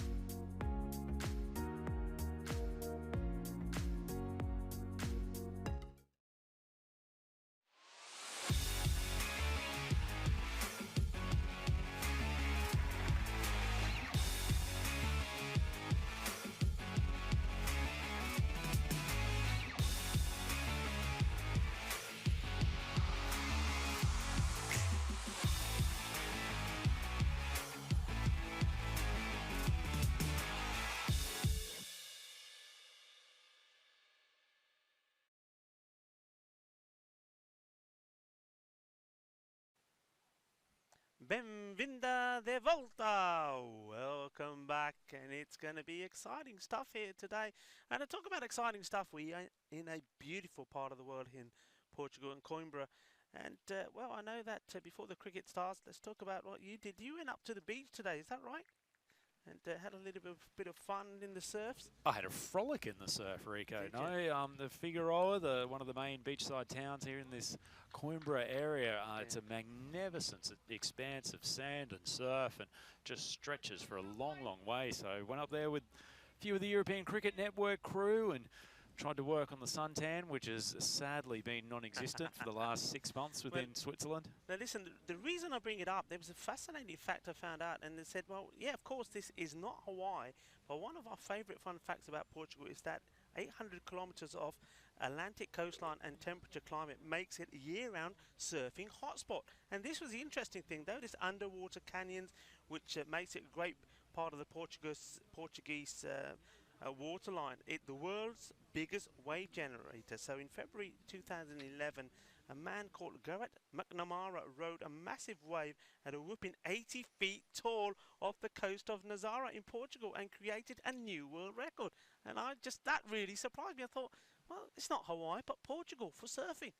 If you have never seen that footage, Rico, it is something of a sight to behold. The Nazaré swell is unbelievable when it gets whipped up, and it's actually not shockingly far down the coast from where we are here in a position which is probably equidistant between Porto and Lisbon, but Nazaré, an absolutely spectacular sight and quite a mecca for surfers throughout the year. It has a quite fearsome reputation, and speaking of fearsome reputations within Portugal, Zafar Ali standing at the top of his mark. If conditions weren't difficult enough to start with, players have now got to contend with even more moisture sitting on the ground, both courtesy of the changing atmosphere and a light rain shower that we've had during the last 20 minutes. Zafar comes in for his first ball. Lovely delivery outside off stump. And once again, Kuldeep and Conrad Greenshields taking the opening exchanges for the Werris Cricket Club. Yeah, and that one's gone through. And Kuldeep just needs to compose himself. I think it'd be these two when they started in the last match. I just got the feeling from them that they were actually going to do what we haven't seen so far. Two batsmen at the beginning, take the time and get a partnership together. Well, this isn't a particular high score. Maybe they will try and do it here. And of course, if they're going to get extras like that, that will help. But I just think they have the ability. I think Kuldeep is the natural, more attacking player. I think Conrad, he's more of a, if I say it because we're talking about maybe he's a better player with long form at the game, so he's more correct. He does get himself into the right position and play authentic shots. So good partnership can be built between these two. Absolutely, there's variety between the two. I think Kuldeep will go hard in these early exchanges. I think they'll think that if they can knock off at least half of this total within the first 4 overs, they will position themselves extremely well, whereas Conrad will probably look to bat through to at least the 6th or 7th over. And if they can do that, they will put themselves in an excellent position to take game 2. Conrad just having a few quiet words with his partner, maybe identifying what Zafar's doing with his hand position on the ball, maybe just telling him to settle down a touch and work his way through this first over from the star from Marlow. That's a wide swinging ball. Fairly easy call for the umpires. Zafar looking like he's really trying to get his outswinger going, but the slippery ball not helping with control and starting it too far wide. Yeah, I think it's also, I mean, there's a couple of things here. I mean, the ball, of course, naturally is slippery. But I think in these conditions, it's more about your footwork than the ball. I think experienced players can manage the ball. I think it's about his footing. I think he's probably planting his foot down. And because he's a pace bowler, maybe he's just slipping a little bit underfoot. Let's see if he can adjust to it. Oh, short ball, he strapped him in front. I think that's going to be given. That is a big, big wicket. Zafar dropped short. Kuldeep had every right to jump onto the back foot, but unfortunately that ball hasn't gotten up and he's been struck plumb in front. Yeah, I mean, I don't think, just looking at this again, there's too much doubt about it, and that, well, if you wanted to know about the height of it, that's going on a hit. It was pitched on line, and, well, that was an easy decision for the umpire Bucks there, putting the finger up, and that is the end of a very talented player, Kuldeep Golia, but he has to go. He's done good work behind the stumps, but could not get off the mark with the bat, and that's another one that's going to go into the pond. The pond that has received a nice topping up from some of this rain tonight. Well, Zafar wasn't too happy when he was given out earlier in the first innings, but that will certainly bring somewhat of a smile to his face. Getting an LBW and with the big gun Kuldeep back in the sheds, that's a massive wicket. Krud Patel joining Greenshields, the crease, just pokes away at that at off stump. He batted very well in the first game, Rico. He did, and it's nice to see that being acknowledged. He's been put up the order. I was saying that he just ran out of partners, didn't he?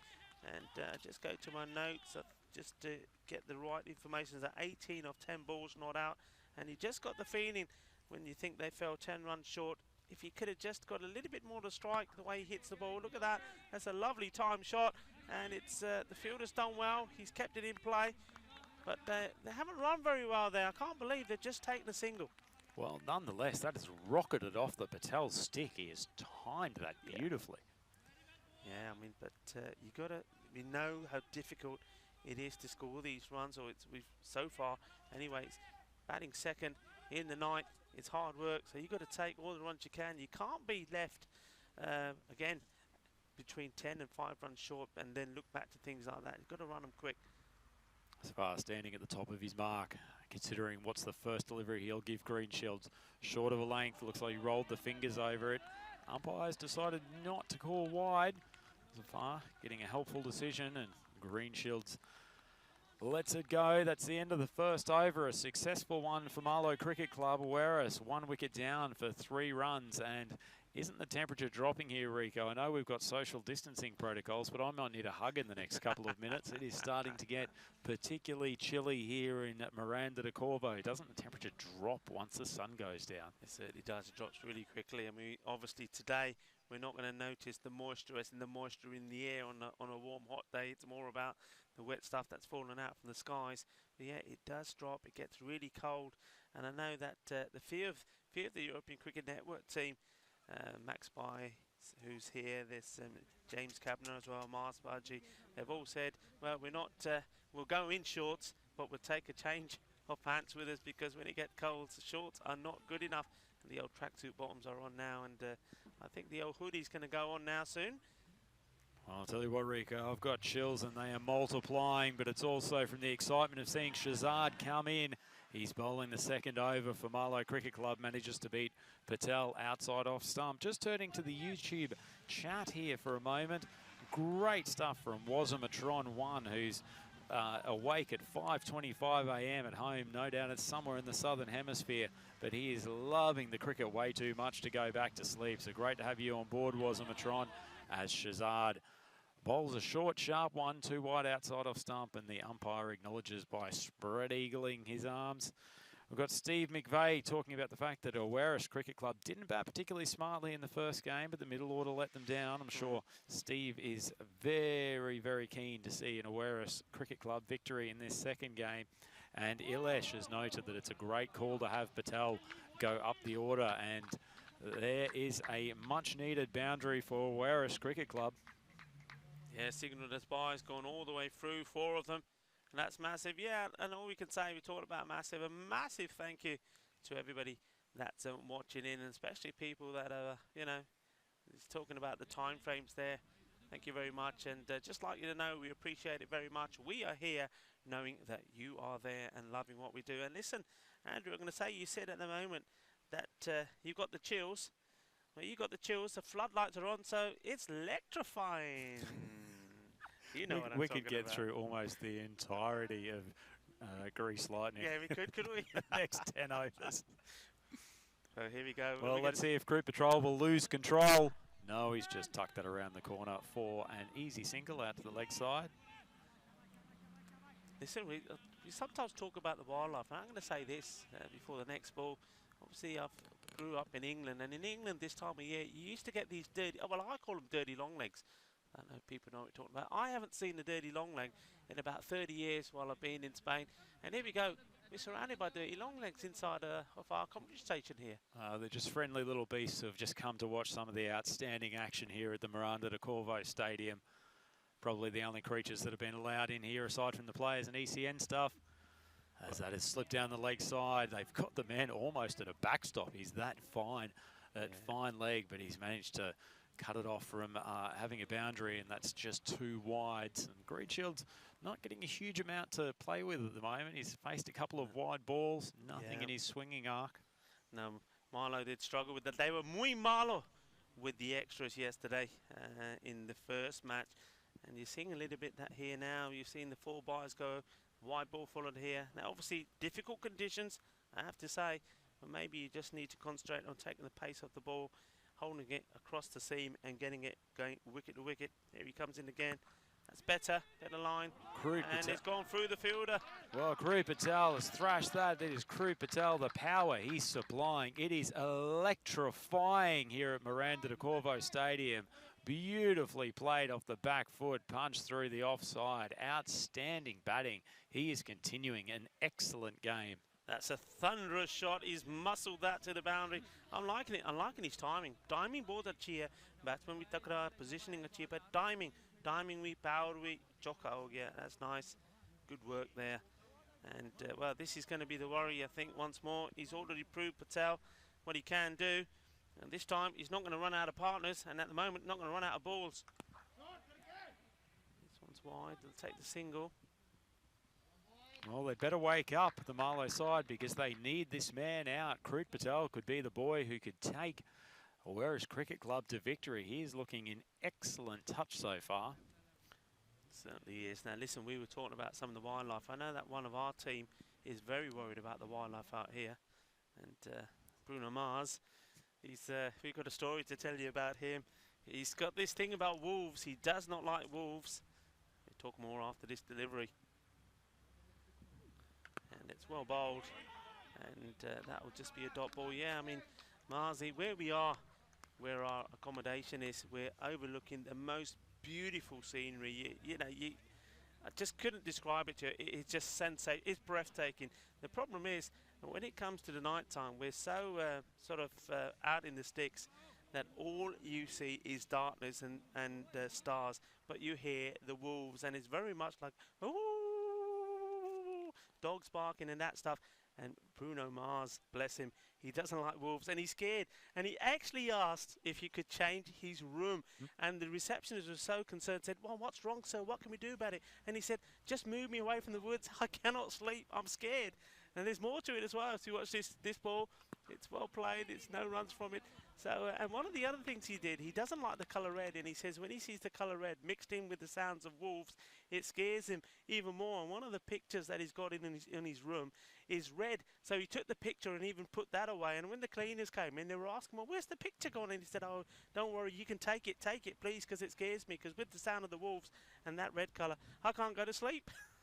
If you hadn't have told me that story earlier, Rico, I would never have believed it, as Patel has launched a 4 over the top. He's keeping his team satisfied and well in the hunt, and he is saying to Greenshields, just leave me on strike. I will do the business tonight. Yeah. But Rico, coming back to that story, poor Mars, he's really a bit mentally frazzled at the moment, isn't he? Yeah, so anybody on the chat, if you've got any advice that you can pass on to Mars about how he can overcome it. Mine is very simple, Andrew. I just say to him, look, we have had so much fantastic cricket in Milan and here. Just rewatch them over again. Forget going to sleep. Just watch the cricket. Well, I think, speaking of watching, I think the team movie tonight is Wolfman with Hugh Jackman, just to calm his nerves as we see Zafar come in. Short ball. Kroo Patel just tucks it off the legs. Going to be an easy single. But I think it's the part of that team cohesion and team support that the whole ECN group has become known for. Yeah. And we're certainly trying to help Mars get through this tough period. Yeah, we will. We've already got ways to try and stitch him up. So, but don't tell him. Shh. Mum's the word. Anyway, any advice you can give Marza to overcome his fear of wolves, it would be well appreciated. I told him they're just like fluffy dogs, nothing to be scared of. Wow, just looking at the chat, Jos Tobic, he's loving your story, Rico. I had to double check because I saw the reception this morning. I said, tell me something. Did he really? And she said, yes. She said, we thought there's something wrong with the room.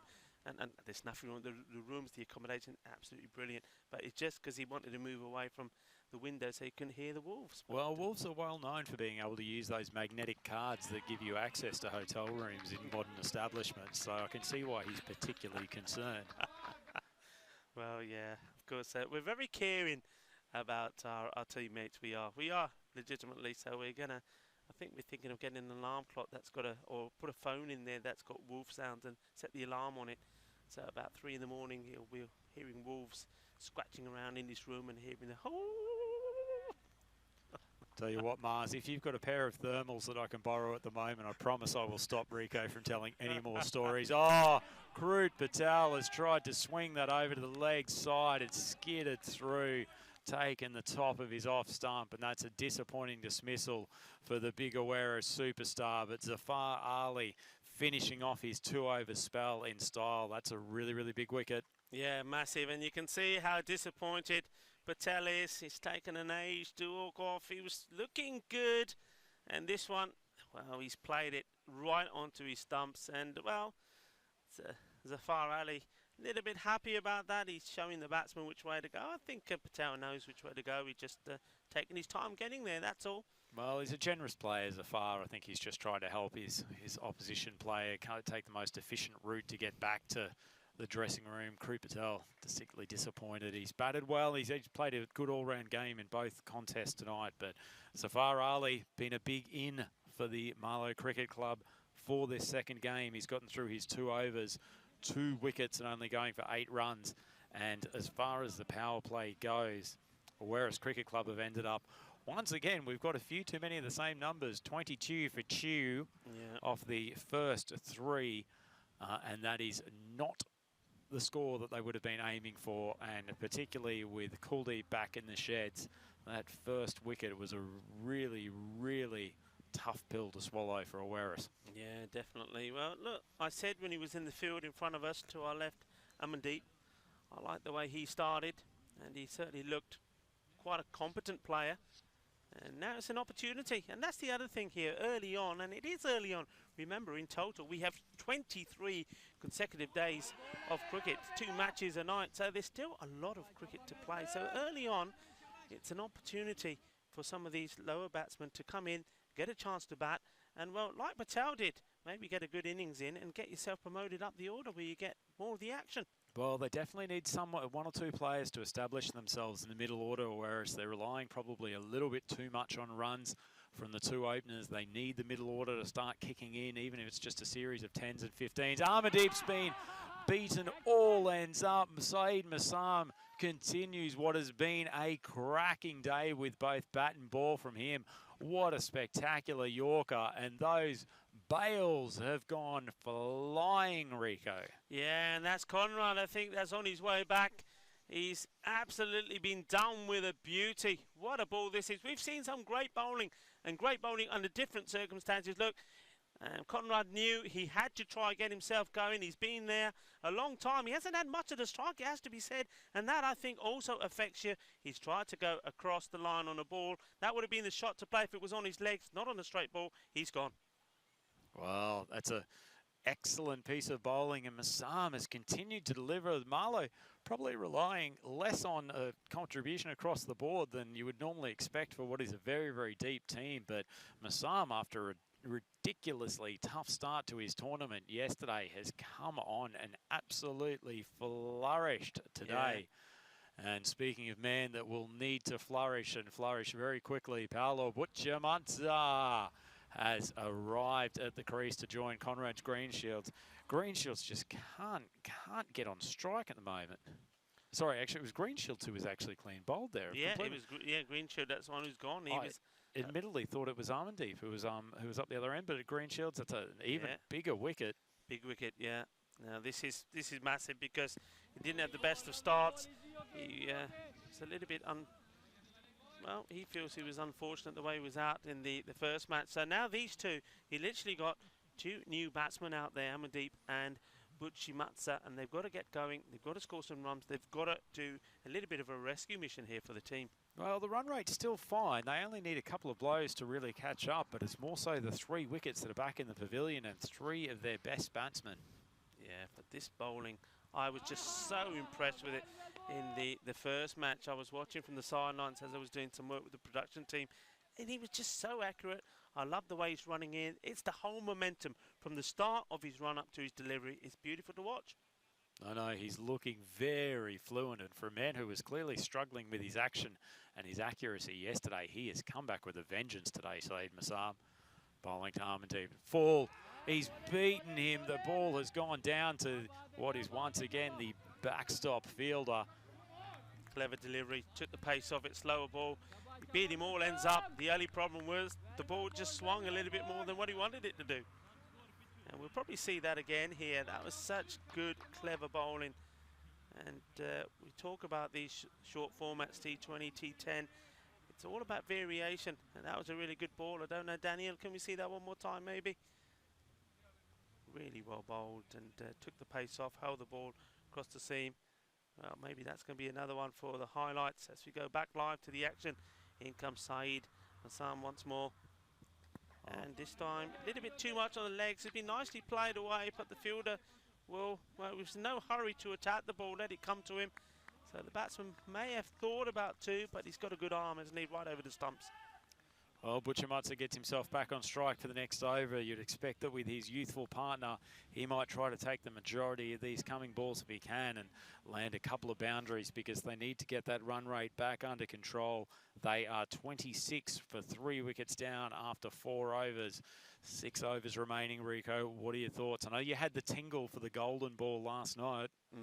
Well, need a partnership. These two are capable of it. Sometimes when a player doesn't perform in one match, especially a big player, you know, and Butchermatza is a good player, he's a big player, he can score runs. These two get going, well, it's going to be exciting, it's going to be entertaining, and it's going to go to the end. And the only thing I will say that they just need to get a partnership, a few lucky strikes as well, because, well, they got to, it was a good first over from Zafar Ali, the second one for Shazad, plenty of runs from it, and then after that they really have pegged them down, and this is the sort of thing that's been happening.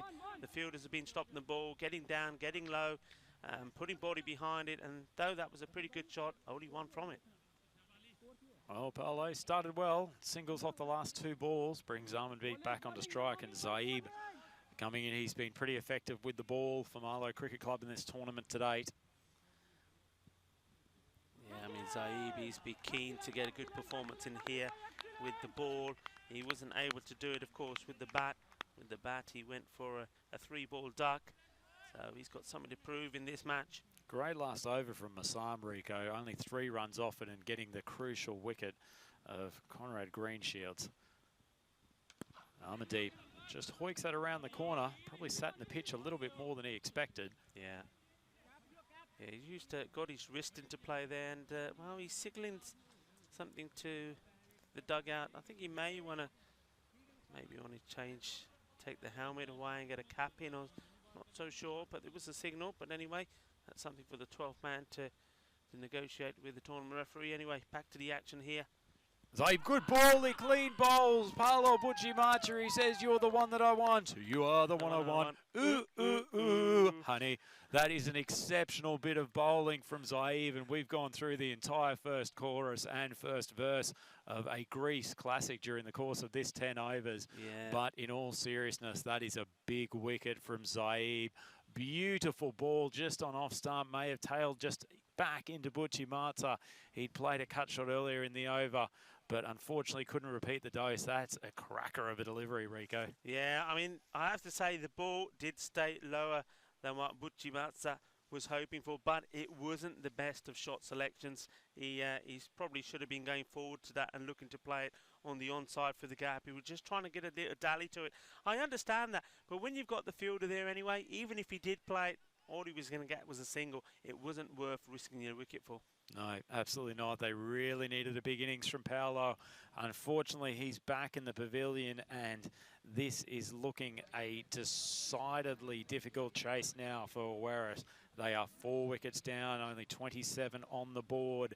There is a long way to go. 50 runs required to take this game, and 10 runs and over in these damp conditions under lights. Rico, that is a big ask. It's a big ask, but, well, sometimes you're the captain for a reason.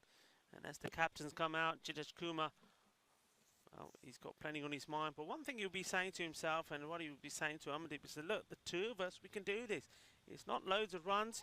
We just need to get a partnership going, and that's what they've struggled with. That's what they have not been able to do up to now, Awarish. They need a partnership. They need 2 men to buckle down, play a few balls out, because the rate is not too big.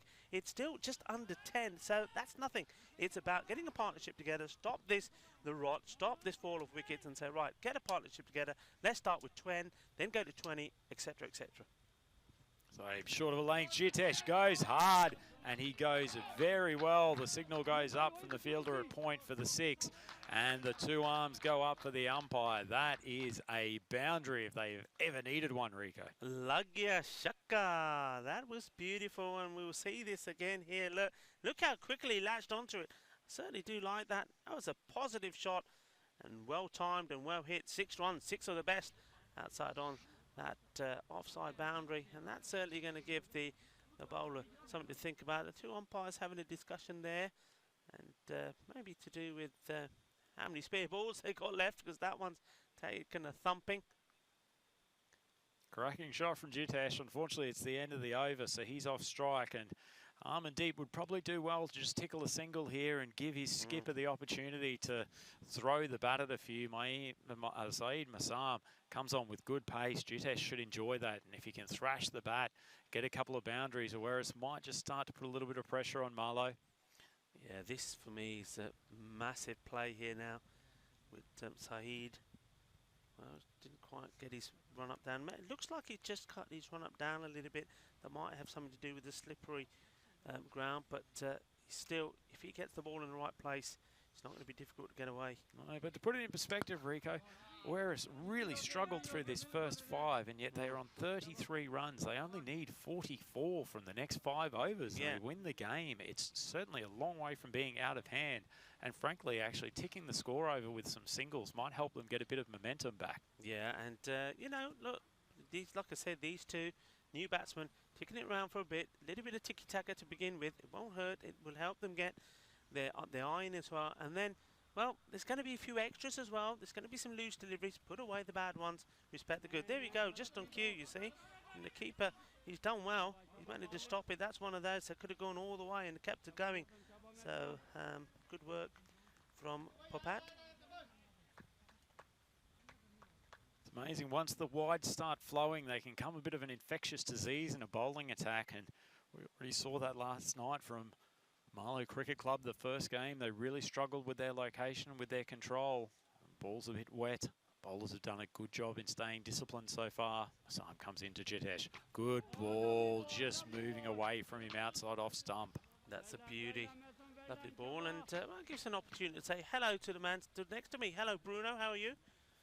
Bruno says he's fine. Bruno is one of the staff here, doing an outstanding job, can I say, getting all the players in and making sure we follow all the COVID protocols. Of course, that's the big thing here. It's all very well arranging these European Cricket Series and this FanCode one in Portugal, T10, but you need to have all of the protocols adhered to, and well, you've done an amazing job, so well done to Bruno. And Bruno, have a word with Mars.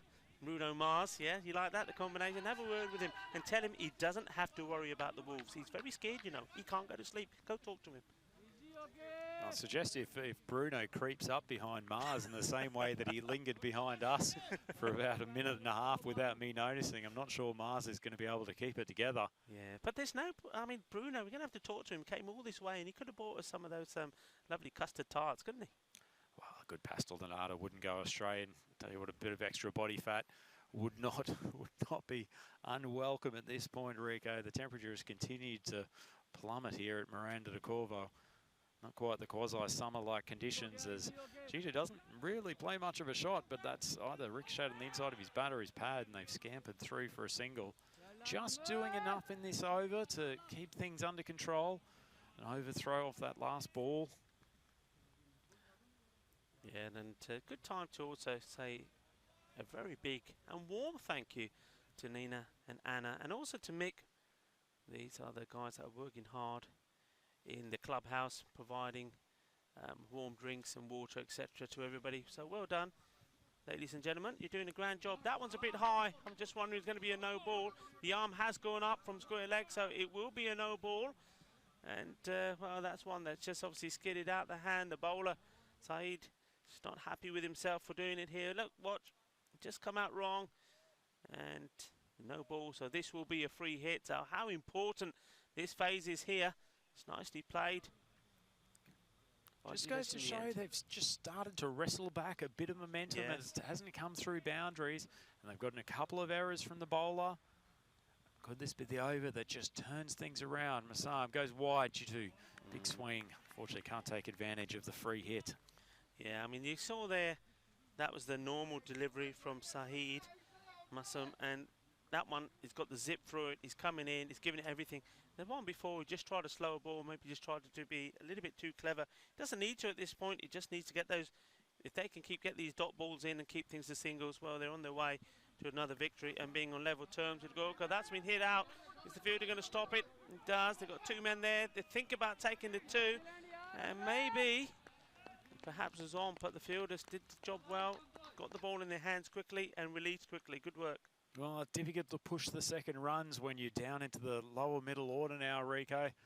Jitesh probably looking and thinking he's taken the one, got himself back on strike for the next over. At least that's a reasonably positive over for Awaris. Still 4 wickets down, 41 runs on the board. They require a further 36 off the last 24 balls of this match. Yeah. The equation is not completely out of the range of possibilities. One big over will be enough. Yeah, absolutely. And, well, we say, didn't we, that this sort of score in this second match is always going to be tricky. They're always going to go down, maybe into the last over, maybe down to the wire. Well, it did yesterday this time. An exciting game that was between Marlow and, well, Marlow and the Gurkhas, wasn't it? Remind me, yes, it was. Absolutely. Yeah, Gurkha 11. And Gurkha 11, they lost their unbeaten start. They won the first 3 on the spin, but then Marlow came back well. And, well, they're the team that you would think maybe just at the moment are just edging this, but one special over, a magical over where they get a little bit of luck, a few boundaries, and everything will change. And I think that's the important thing. When you look at what the rate is, and we keep mentioning it, it's not too many when you think the number of balls to come and the number of runs. So just to remind you, 37 of 24 balls.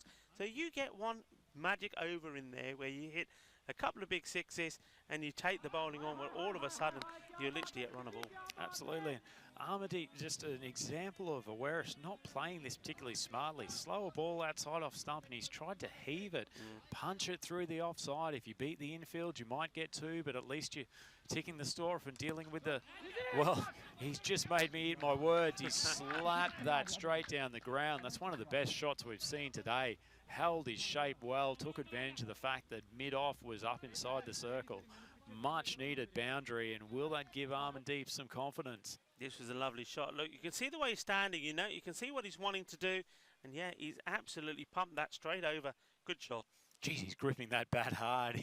He's got a bit of tension in the arms. Armandeep is ready to let fly. Challenge thrown down to Mahmood. Better length ball, drops onto the back foot.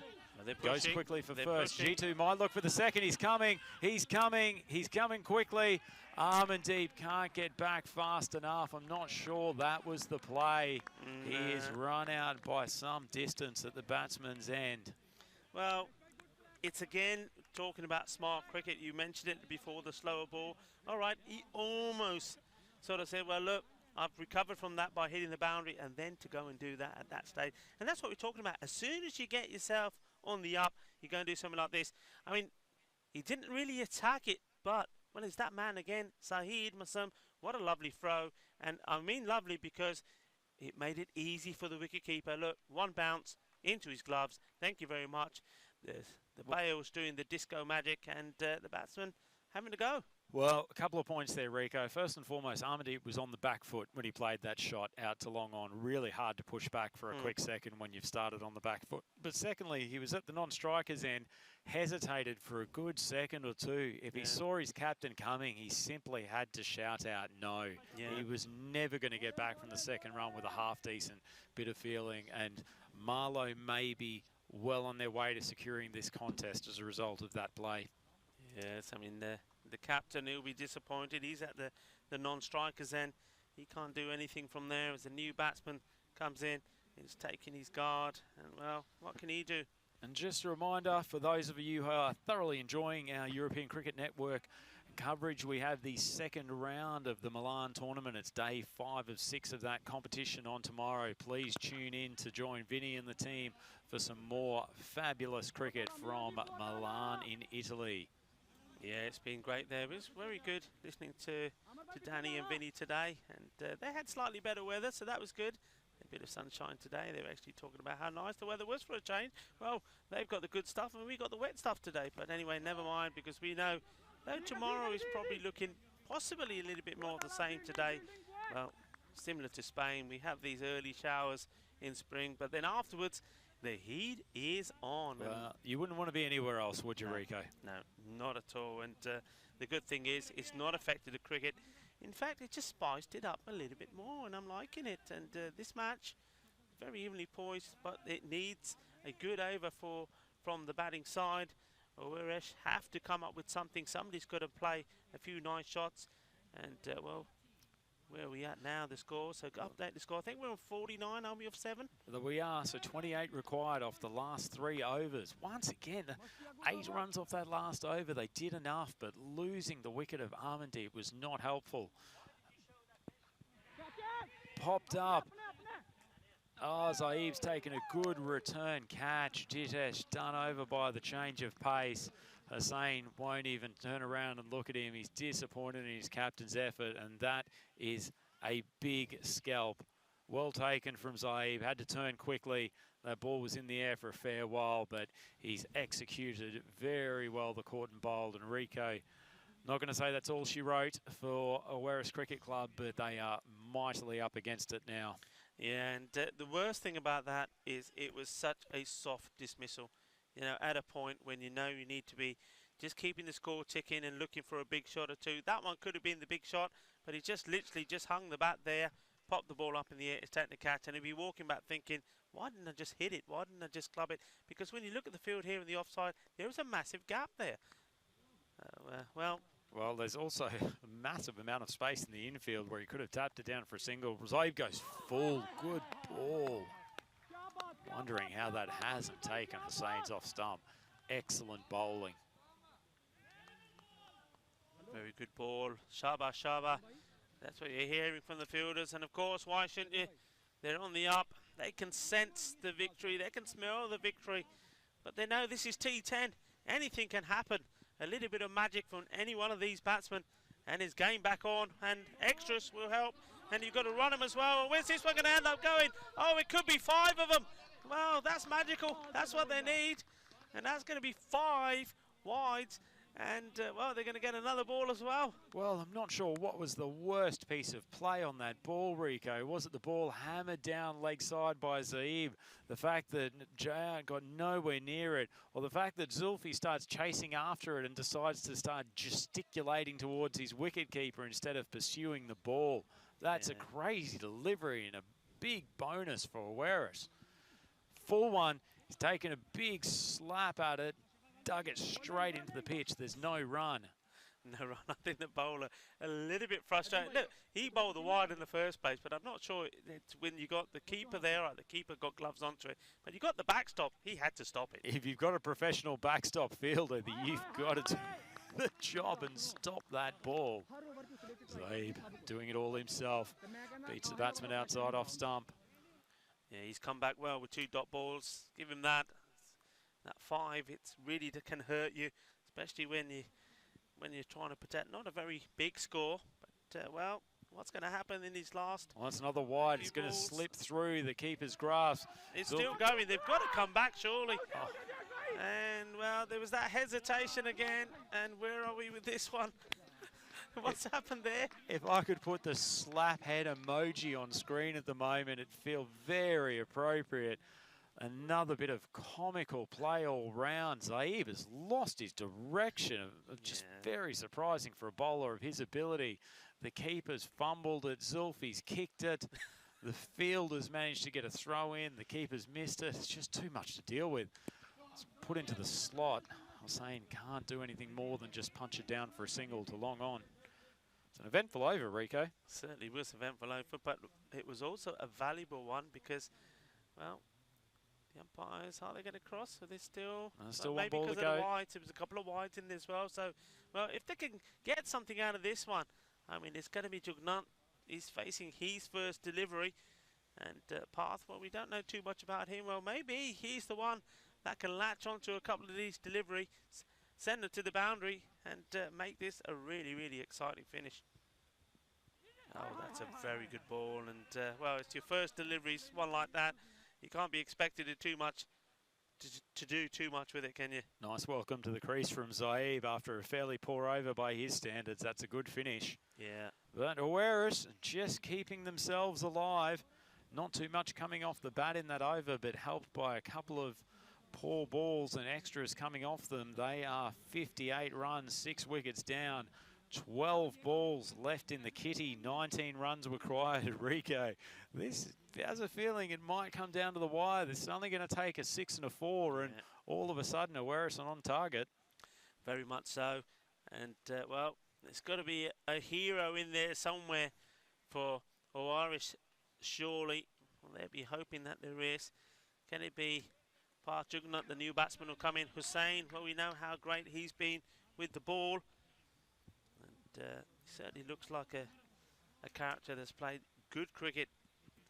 And I wouldn't just say that all he can do is bowl. I reckon he can probably bat a bit as well. Let's see. It's not going to be easy, though. And he's giving this a thump. What are they going to do with the running? Are they going to try and push? Well, it's clever from the fielder. Just picks it up and gets a nice, easy throw back to the bowler. So not giving any opportunity of overthrows. Well, see Shazad come in to bowl the 9th. He bowled a good over to start this innings, but he has had his control struggles throughout the first 2 days of this tournament. Bit of pressure on him, a wet ball. Might feel like a cake of soap when you've got the pressure of defending what is down to 18 runs to acquire this target. 17 for a golden ball. I can see a tingle in Rico's eyes. Path just taking his time, scouring the field, seeing what his options are. Just having a look round. And, well, Shazad, as you said, he's second over. He did go for a few. He had his troubles.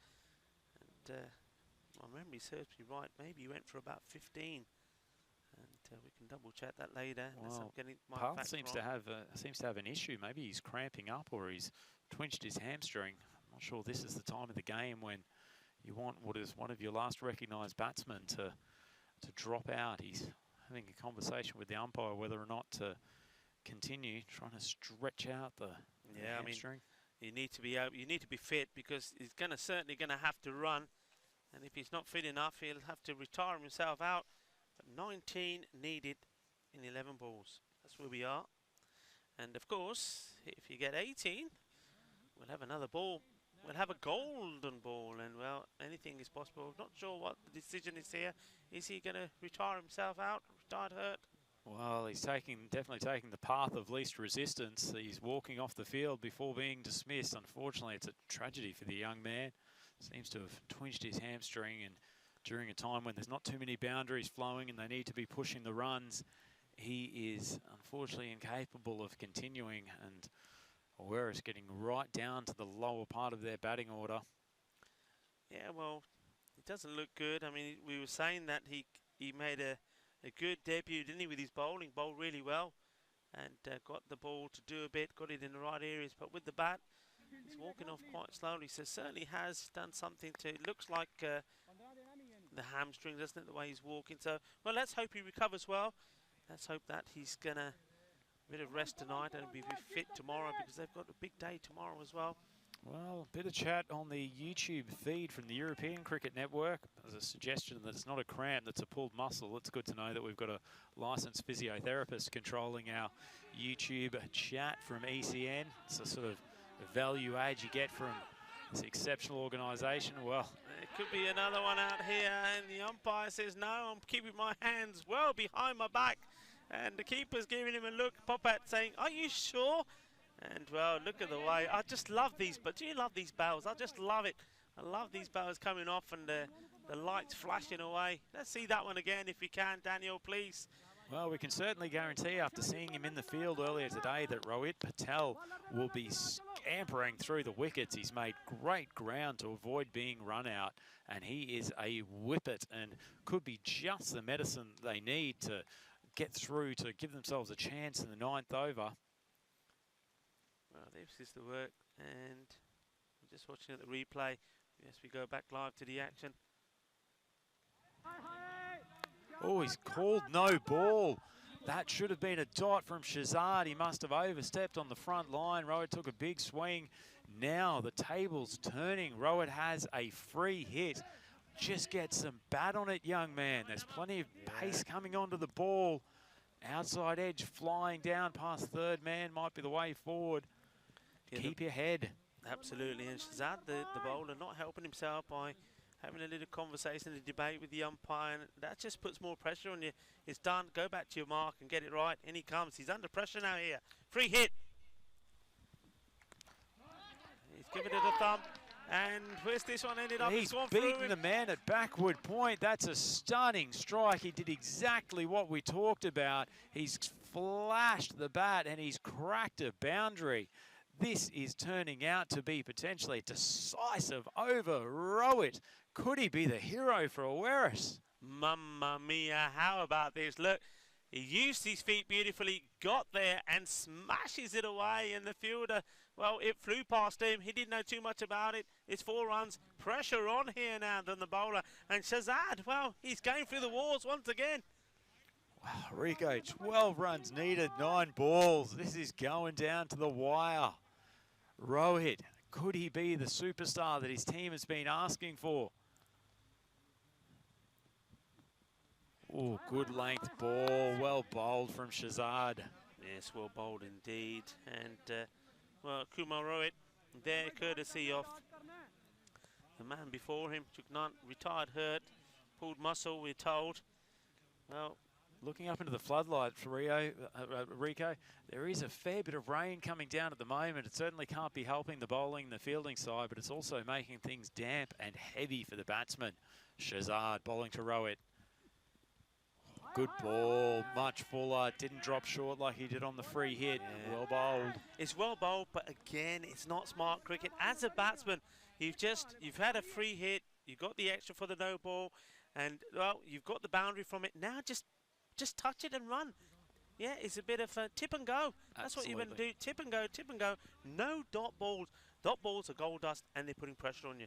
Couldn't agree more, Rico. Get bat on ball, take the singles while they're there, and the boundary will come. Shazad comes in, he charges down the wicket. He's got plenty of bat on that. It's squeezed out to point. There's a man coming in off the fence. He'll keep it to 1. Boy, if there had been 2 singles off those previous 2 balls, yeah, the Awaris boys would be putting themselves into the box seat. As it turns out, Awaris 67 for 6 off 9 overs. They require 11 runs to win this game off the final over. 10 runs for a golden ball. Rico, what are the chances? Well, look, there's a bit of debate going on there. And with that single taken, as you said, 11 required off the over. Now, who would you bowl? This is what it is. Who's going to bowl this? That's the debate, of course, they're having there. Now, maybe they've got somebody in mind and he said, no, I don't want it. There's too much pressure. And that can happen, can't it? Well, I wouldn't be surprised if the skipper, Miyal Mahmood, takes it. He's probably the man most likely to be able to just bowl 6 straight balls and try to close out this game. He's also got Asad Mahmood, who hasn't bowled at all today in his back pocket, the left-arm seamer. He's been pretty effective and a consistent wicket taker for Marlow. Surprising that he hasn't taken the ball. I don't know if he's carrying an injury at the moment, but it does look like the skipper is going to step forward and take responsibility for closing this game. Well, I think that's a fair call. We've liked I think when I was doing the coin toss with the captains, the one thing I commented on is that I did like the captain of Milo. I think his bowling was good.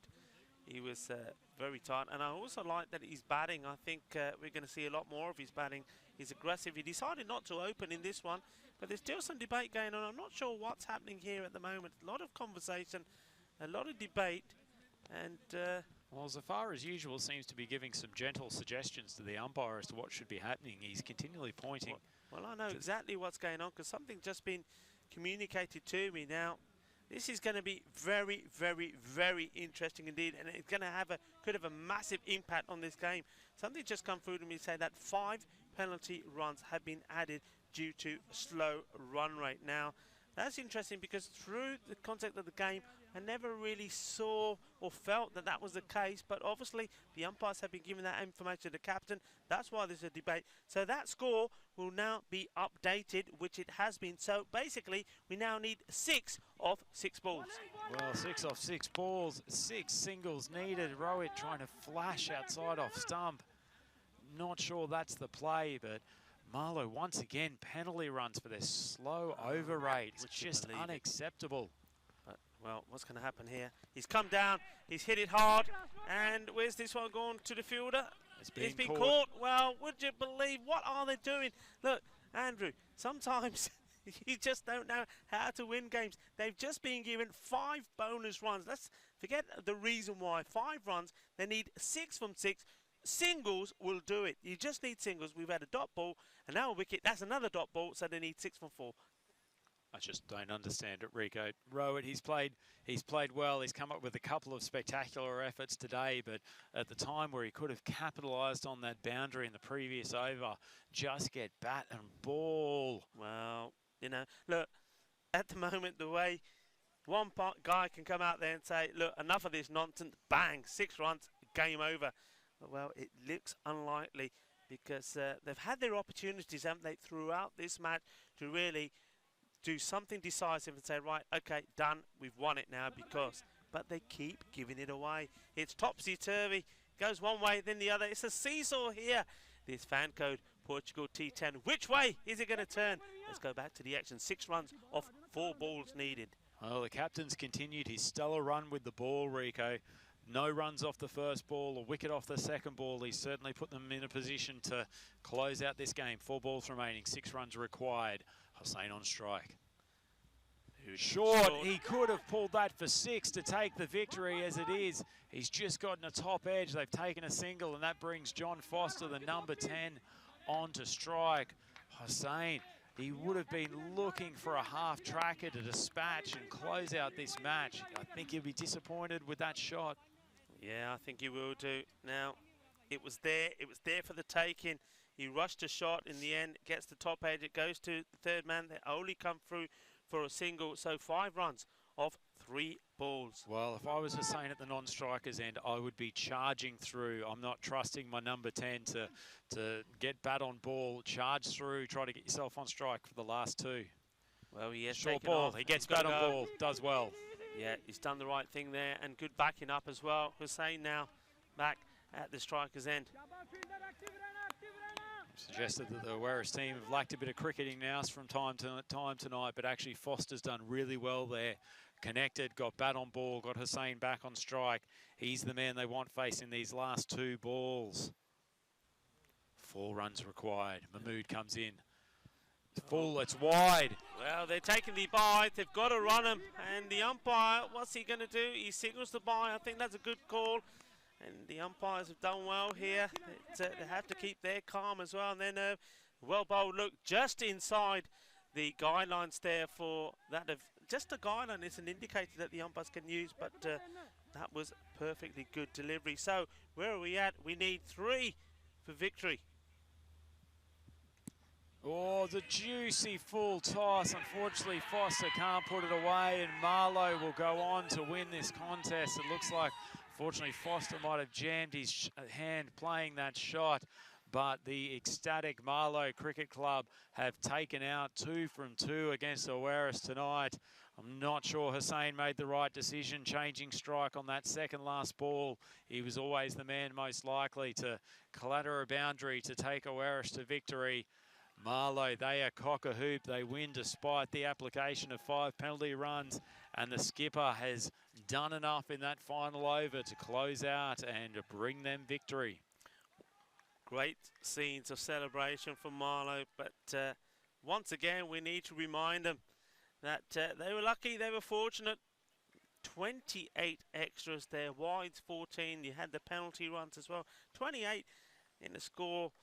that off 76. And Irish, what can you say?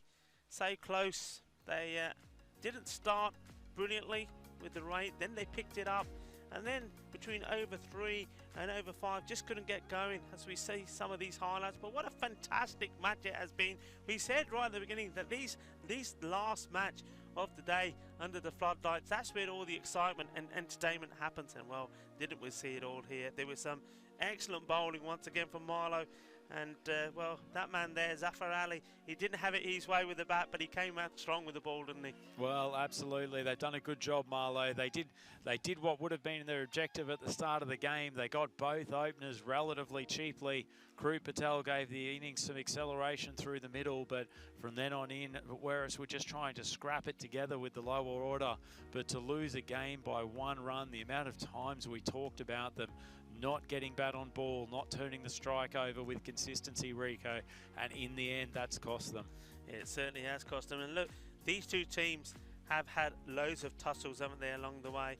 And I'm pretty sure when I'm thinking back to some of the notes I had before, one of them was, again, was it a golden ball that they were involved in these teams, and it went one went way or the other, and then it was always comes down to just a couple of runs. No, absolutely. They are strong rivals, very committed teams, put in some of the best preparation within the Portuguese domestic competition, and they will continue to have many battles to come. This won't be the last time, I suspect, that they will face each other in this Portuguese T10 tournament here at Miranda de Corvo. Brought to you by FanCode as part of the European Cricket Network, but I suspect as they're going back and looking over the game video either tonight or tomorrow morning that Awaris will be very disappointed at some of the chances they had in that match. They probably did enough with the ball and come back to the last couple of overs in that Marlow innings, Rico. We talked about Saeed, his innings of 15 off 5 towards the end, and it probably was the decisive batting performance at the end of the day. It's certainly worse because he didn't waste too many balls either, and you can still hear the celebrations from Marlow, and they should be happy because that victory puts them on point right at the top with Gurkha 11 as well. So, well, they've done good work. Irish, well, they've got 2 games tomorrow, and well, they're playing against the new team that will be coming into the action, and they've got to get their game right because, well, Indian Royals are going to be no pushover. And talking about pushover, those stumps got a lot of pushing over today. But well done, you have to say, well done to both teams because it wasn't the easiest of conditions. With the rain coming down, the ball was going to be difficult to control and hold for the fielding side. It was also going to be difficult for the batsmen because much heavier ball, and really to get it out to the boundary was going to be easy. That was a very good catch there, taken there. That was all happening in that last over. And the captain, well, what about him? What a player he is as well, Mian Mahmood. He certainly steps up for the big occasion, and he knows how to lead his team. Well, great to see the skipper taking charge in that last over. He wanted to bring someone on who was just going to get through the 6 balls with a minimum of fuss. And before we leave you this evening, we will take you through the batting scorecard of Werris Cricket Club. As we said, some big wickets at the top of the order. Kuldeep out LBW to Zafar, a classic piece of bowling from the Marlow superstar. Kuldeep didn't trouble the scorers. He was out off only 3 balls. Massive wicket. Conrad Greenshields, he was there for a while but just couldn't get himself on strike, and in a bout of frustration tried to take Saeed over the leg side. He was out for 1 off 6 before he was castled.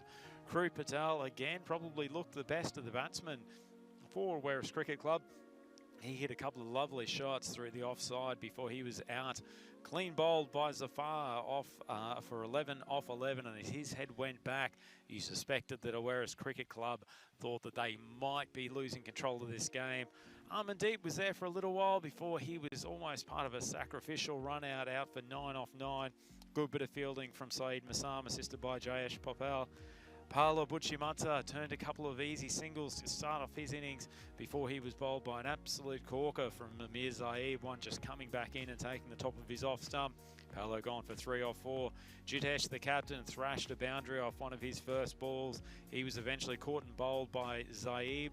Hussain was there. He's just struggled to get his big hits going in both innings. He could only manage 4 off 8 at a time when a man of his experience, they needed him to really be going at a runner ball.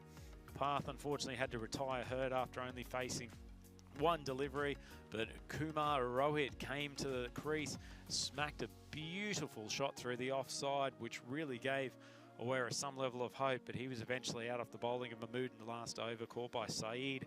And John Foster came in to just face 2 balls at the end, managed to score 2 runs, and if a few of his teammates had have had that same strike rate, then Awaris may have been victorious. Rico, give us a look at the bowling card.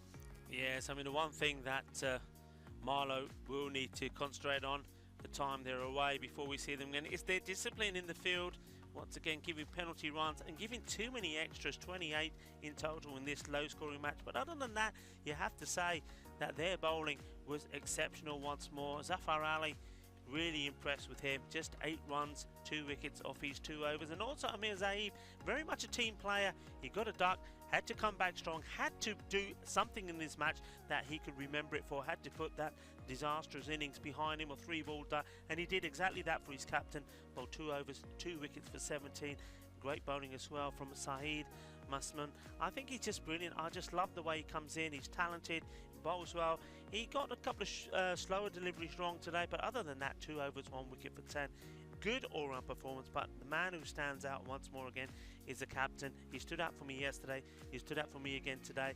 And just to bowl those 2 overs just for 11 runs, 1 wicket, and to bowl that last over when in the end, after, now this is the other thing, the important thing, you're the captain, you think the score that is going to be needed is X, and then you're told, well, actually no, 5 penalty points, it's 6 from the last over. Now he had to be mentally strong, absorb that and say, guys, never mind, we still got this. And look, he came up with the tricks. Very true, Rico. Refocused the team really well, but Marlow have got to take responsibility for this timing issue. Yeah. We saw it in the first game, caused by an absolute litany of wides. They had a similar sort of problem tonight, but there's also just a lack of efficiency in their field positioning, too much discussing going on. When you've only got 45 minutes to go through these overs, you really, really have to be on the ball, and they have got to work out a way to not put themselves in these positions, irrespective of control issues that a few of the bowlers are having. Yes, absolutely. And of course, well, before we go, we have to say our thank yous first to you, wherever you are. Thank you very much for joining in with us. Thank you for making this a very pleasurable and entertaining experience. We really love all of your comments, and we love knowing that you're there with us. We're here for you, remember. Also, thank you to everybody involved here at the ground staff, Conrad, Bruno, Paolo. They've been absolutely brilliant. And well, the European Cricket Network team, Max Bai, Mars, Budgie, Mars, and James Kavanagh, have been wonderful. And of course to the president, Barry Knowles, and the ladies who we're going to go and see now. We're going to go see Nina there, and Anna and Mike behind the bar, and they're going to sort out a little bit of grub for us. So I'm going to say bonne nuit to everybody. Thank you very much, and we will of course see you tomorrow night. But of course, don't forget, 8:30 in the morning, it all kicks off again in Italy, in Milan. So you got plenty of cricket, 4 matches during the day, and then the party, the fun starts here in the night. Andrew, I can't wait, Rico. This is going to be another classic evening of European cricket contest here in the Portugal T10, brought to you by FanCode. As we said before, we've got the Indian Royals up against the 2-time losers from this evening, Awaris Cricket Club. They will be desperate to correct that record. I know you can't wait for it. I am pumped. It is Friday Night Lights at Miranda de Corvo. You have asked for it. We will deliver it. Rico, looking forward to tomorrow, please. Everyone, come back and join us on the European Cricket Network, available through the European Cricket Network on YouTube and through FanCode throughout the Indian subcontinent. Very much thank you for your company, and can't wait to join you again tomorrow. Have a great evening.